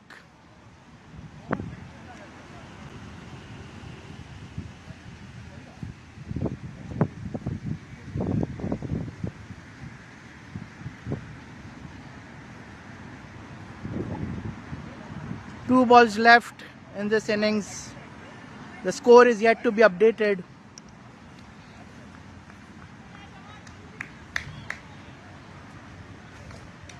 Eigh, nice innings, man.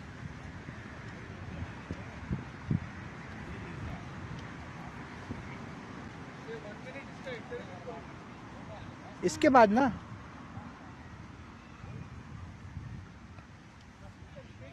just it will be fine. Only one ball is left after this. We are requesting Eigh to come on the camera for a bit since the match is about to end. He played an excellent knock today and I think that should be the last ball of the game. Let's wait. Eigh, if this is the last ball, then we'll move on to take your interview.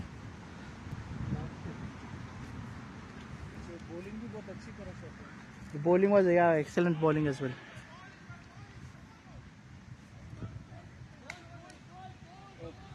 Yeah, so this signals the end of the match. Eigh, if you can please join us here and let me just end this so that the scorecard goes away.